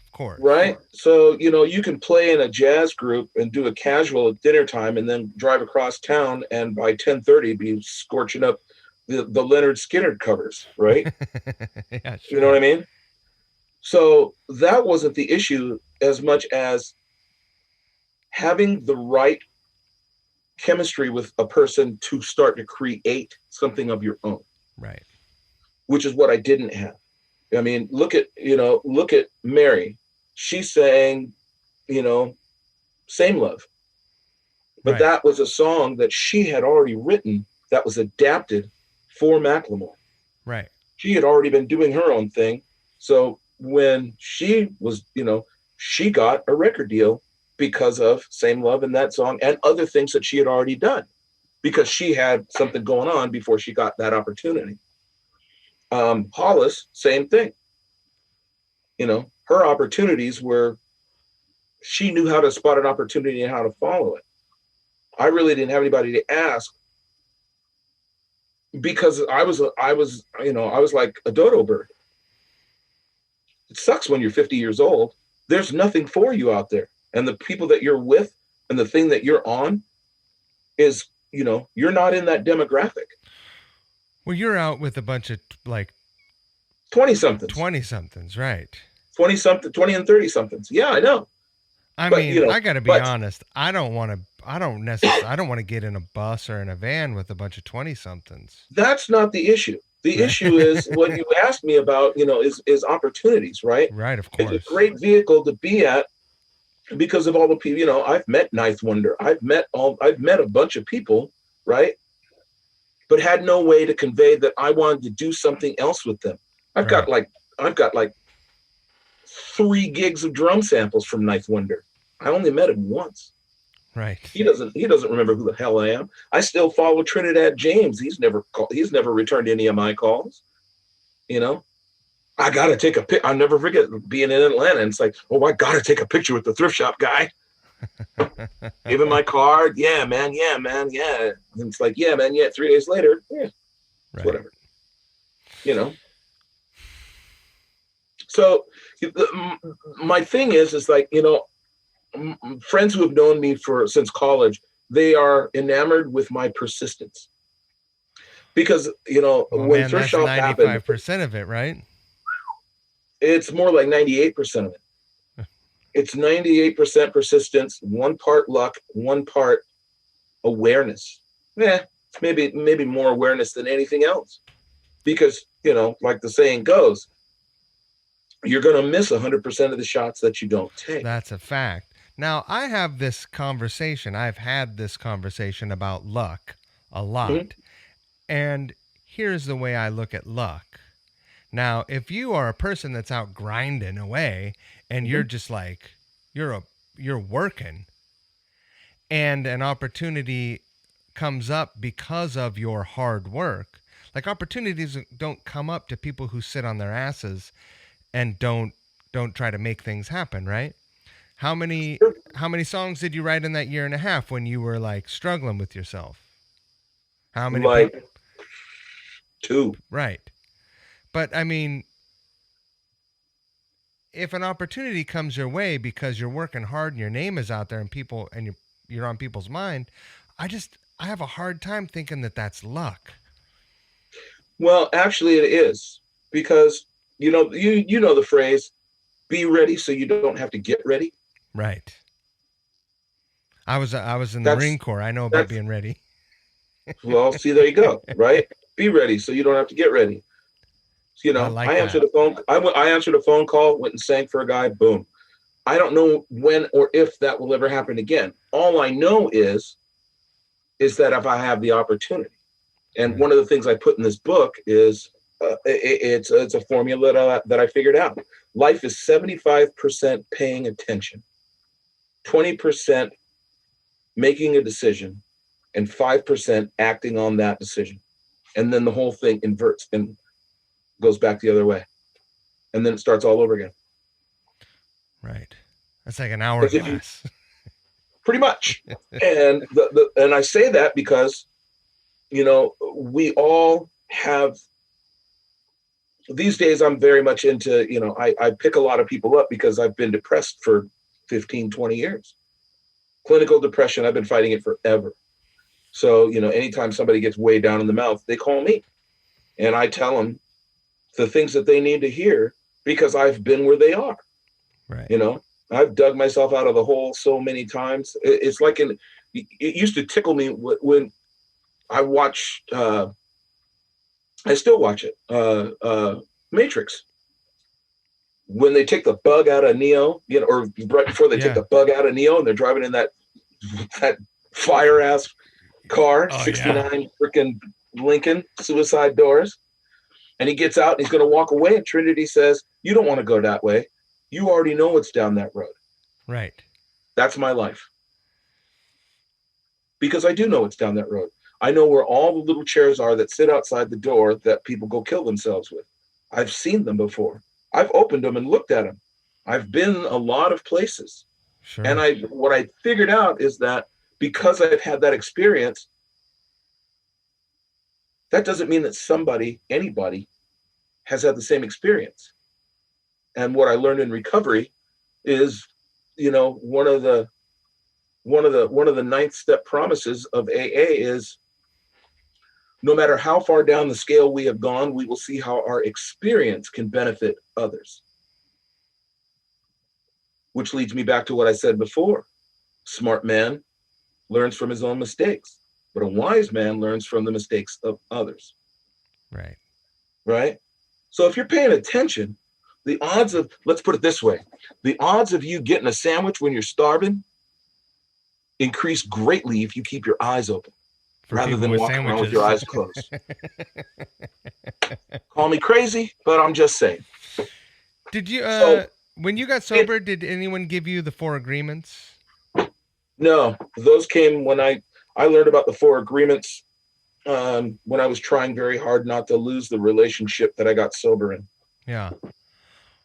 The hardest one of those things, of the 4, is be impeccable with your word.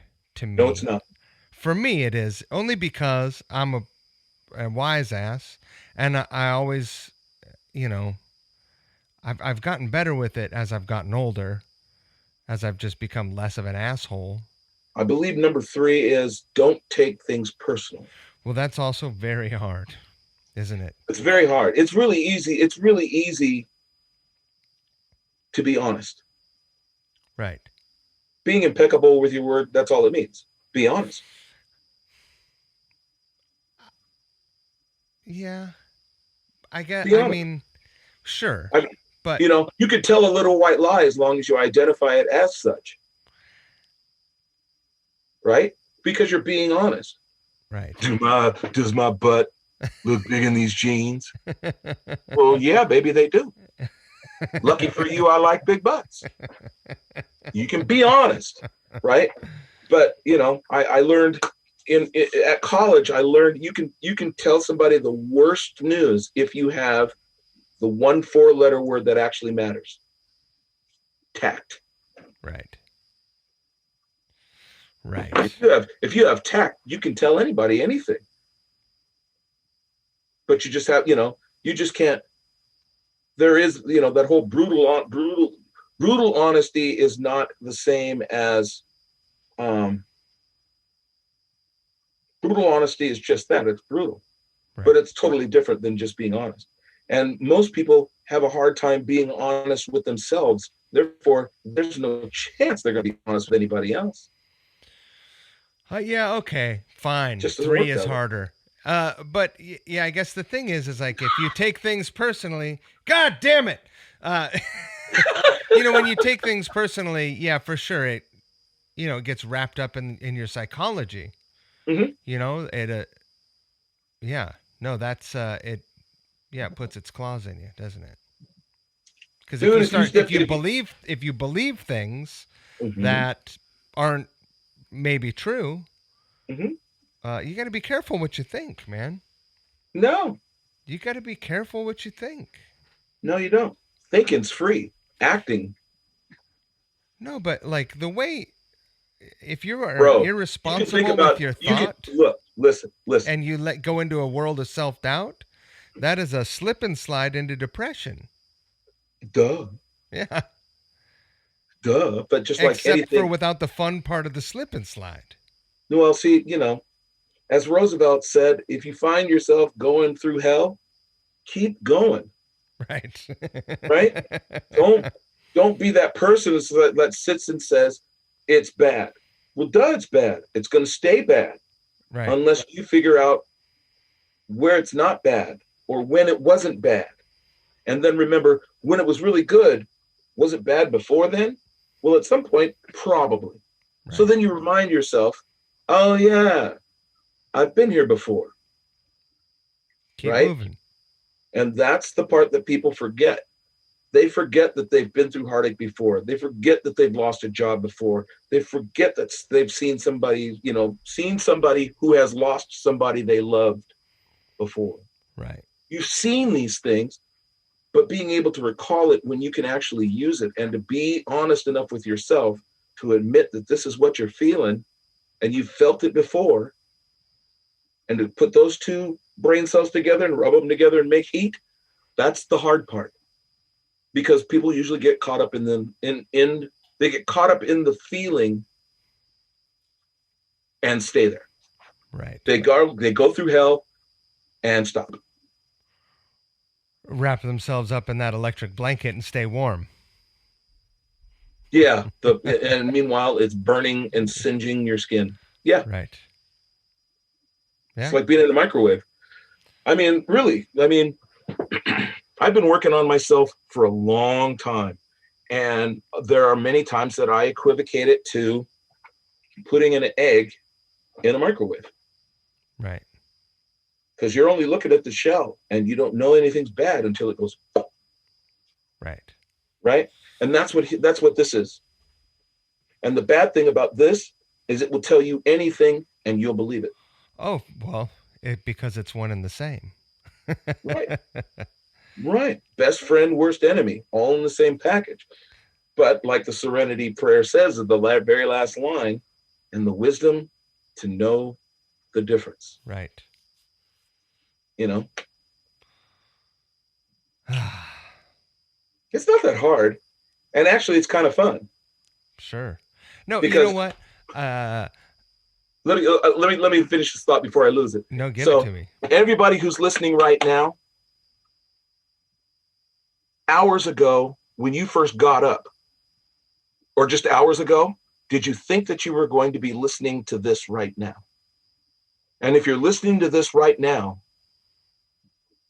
what do you think you have the possibility to do hours from now? Right. And when you start processing that stuff, the better you get at processing, the more honest you are with yourself. And the answer is always two words. What was I doing before this? Something. What will I be doing later? Anything.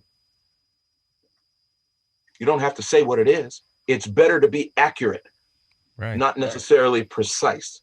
There's a difference between, we're recording this on a Thursday. There's a difference between that and we're recording it at 6:26 and 48 seconds on a Thursday, or PM, Daylight Standard Time. You feel me? The more you know, the more dangerous you become, because it's not about what tools you have in the tool chest. It's knowing how to use the tools that you have. Because nothing sucks more than needing a hammer and having a screwdriver. That's a fact. Because if you need a screwdriver and you have a hammer, you can usually make something work. Usually things work with both of them, but if you have one of them, it definitely limits the possibilities. If you have a claw hammer, you can usually create a workaround for yourself.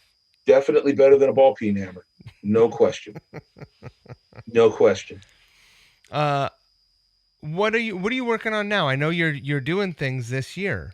You're staying you just the Poison video is taken off. It's huge.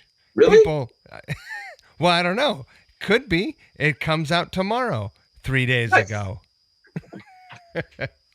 Yeah, for all we know, that's going to be the next big thing. It's a little bit of a funny song. I love the song, and I always have loved it. Yeah. But I never even. It's legendary. It reminds me of a foregone era when being an asshole was kind of a cool thing. Because being a black man in R&B at that time, you were either the greatest lover in the world or the biggest asshole in the world. Right. There was no in between. Right. You were either I'll Be Sure or BB. I'm just saying. You're either I'll Be Sure or Cocksure. Right? But man, cutting those raps, it's like, oh yeah, I remember the words, but I never took them apart and actually knew the words. Right. They're a little gnarly. Yeah. How do you know? Me and the crew used to do it. That's like, oh, right. Yeah. That's like straight out of the Two Live Crew playbook. I'm just saying, but I mean, that's. Think of how long ago that was. It's 1990. Yeah, it was like 94. No, not Poison. Poison was like maybe 91. Really? Probably 1990. Yeah. Yeah, that's true. Because BBD actually got off the ground after Boys to Men, and that was 80s. Sorry, man. You'll figure it out when you get to be as old as me. Time becomes relative. I'm 49 next month. Yeah. Okay. But I usually tell people I'm 49 49 is so much different than 59. Sure. I mean, when I wake up in the morning and I walk down the stairs, the difference between now and 20 years ago is I hold the handrail. Yeah. Just wait. By the time you get 59, you'll stop at when I wake up. I hold the handrail on stairs. What the shit, man? Well, you know what that is? You know what? Getting older means you become more responsible. You know why? Because you got to pay for shit. Yeah, that's a fact. Pay for shit. People told me my whole life, take care of yourself, do this, do that, because when you get old, and I just never listened to them. Oh, I did. There's some of them that I didn't believe and still don't. Right. But my father was not the brightest academically. I mean, he joined the Army after quitting school in the 8th grade and lied at the age of 15. You had to be 18. He lied to get into the Air Force. They found out halfway through basic and kicked him out. 6 months later, he lied to get into the Army, and he did 22 years. Wow. Right? And then after that, he owned his own television repair and sales business, put himself through school, raised 3 kids. No, actually, I was the last one. So by the time he actually got out, I was the only one left, right? But I didn't understand the things that he had been telling me since I was like 7 years old. I didn't really understand them until I was 45, 48, right. 50. Because they just didn't, I just never thought about it. But, nothing's realer than, that moment when your father's voice is in your head, when you're dealing with your own kid and you hear that, I hope you have a child just like you. It's nothing like it. It's debilitatingly humiliating. Right. Right? Stay humble. Always. Anytime, for the last 10 years, I've lived by a really good mantra. If I don't see myself or anyone that I know in the first 10 minutes of a local news broadcast, it's been a good day. Right. Because all the really nasty stuff happens in the first 10 minutes of the broadcast. Right. And then they talk about like weather. Yeah, the weather. And now for a local show, a local story. And it's like neighborhood grandmother teaches cat to skateboard. Yeah. That's usually the feel good story that comes after the last, or right before the last weather report, after the last commercial, right before they cut it. Right. Yeah. And then always leave them wanting more. And then Brandon and Kathy are like, "Oh, that was great! Let's see that again." Oh my God! Don't get me started. So, what else you want to know? Well, what are you working on this year? So, I got the wild. I woke up one day and decided that I could do anything that I wanted, and to prove it, I got my girlfriend and her nice iPhone 11, and we went down to the marina, or we went to the same park that Temple of the Dog filmed Hunger Strike. Oh yeah, the Discovery Park. Yeah. And I had her film this stuff, and I put together a video, and it's called Captain, and it's out on YouTube. If you find T Wanz or the Wanz, my YouTube page. So that was earlier this year. That was in August. And then since then, I've just been I've been working on figuring out, I discovered 2 years ago, I discovered San Holo and Troy Boy and all this stuff that they call future music. And I really, really dig a lot of the textures because it's basically hip hop and trap beats with EDM on the top. Huh. And if you put in a nice catchy phrase and repeat it at the thing, then you have a dance hit in Europe. Sure. Or Brazil. Everywhere in the world but the States. Where they have discos. Not necessarily discos. I mean, there's not very many discos I have a friend in Buenos Aires, and he's like, dude, if you have a boombox, you have a party. Right. Have you been to Buenos Aires? Nope. It's cool as hell. Nope. Cool. At the time, yeah, there's very few places I haven't been. South America is one of them, but you couldn't pay me enough to go to South America these days. Although Duff says it's like the killer. There's nothing like it. Yeah, I mean, I went there. Every time I've been there has been with him. Yeah. Well, he loses a lot of perspective until you remind him of it. Then it's like, yeah, I remember that. Yeah. He's a great guy. No, he's the best. He's the best. I just read somewhere that he did a collaboration with a friend of mine, which makes me want to hit him up and go, So when are we going to collaborate Do it. again? You know, he's got a little studio. I know. Yeah. I just saw it. Like I said, I just did a video chat with him with one of the old local sports guys. Oh yeah.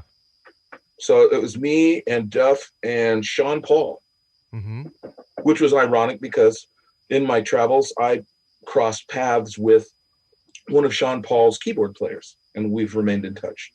And it's ironic because I'm learning more production stuff, and now he's learning nerd stuff like computer programming. Right. Oh, you are a programmer? Like I am a test engineer. A test engineer.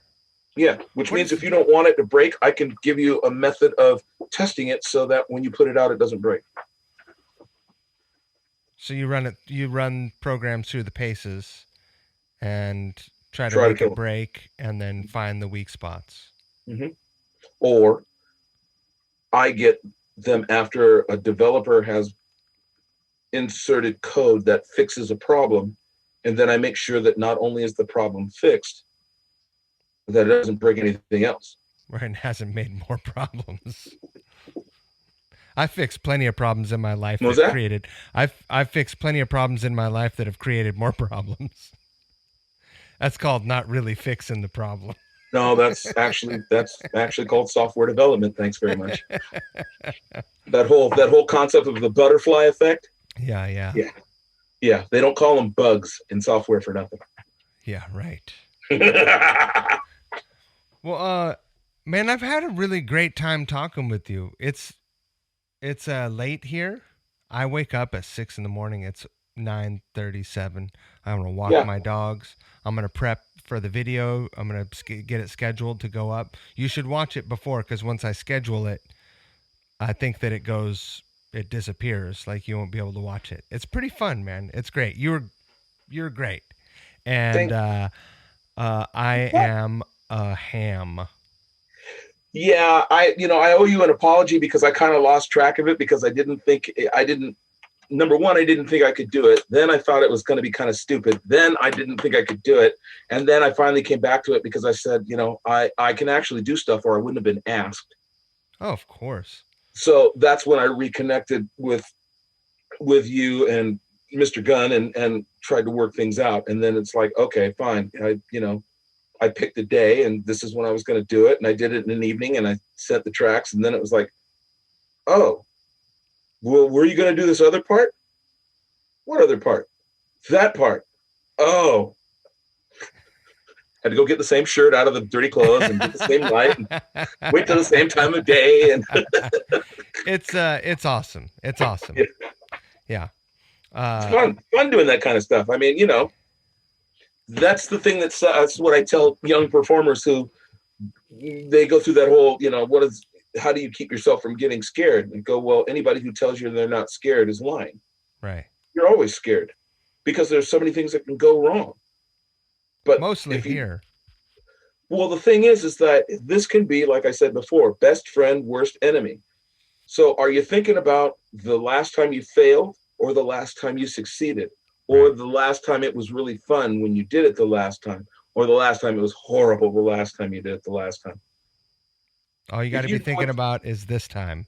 I only had two rules for Thrift Shop. 1, don't fall down. 2, don't forget the words.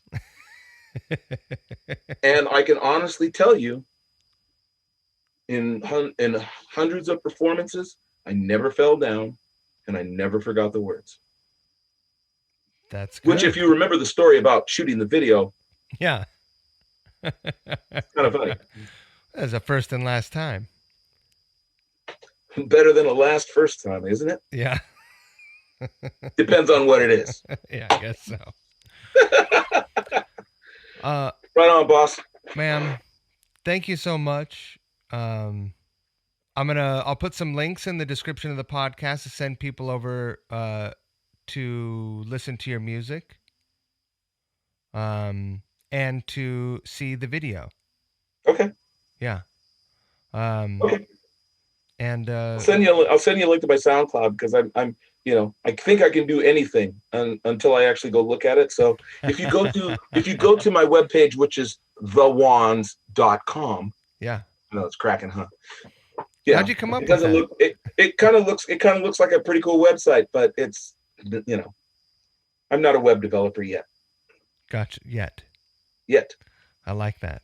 I'm teaching myself a programming language that works with web services next. Right. Well, yeah, watch the video. You're going to love it. I know. It'll be great. It'll be great. Thanks again. I had a great time talking with you. Anytime. Need anything, and don't forget, if you don't know something, you can always ask me. Why? Because you're always going to get an answer. If you ask me a question, you're always going to get an answer. All right. I'm making a solo record. I might hit you up. Waiting. All right. I have the tools. You may regret that. Doubtful. Doubtful. All right, man. Have a great night. Thanks again. Thank you. Bye. Take care.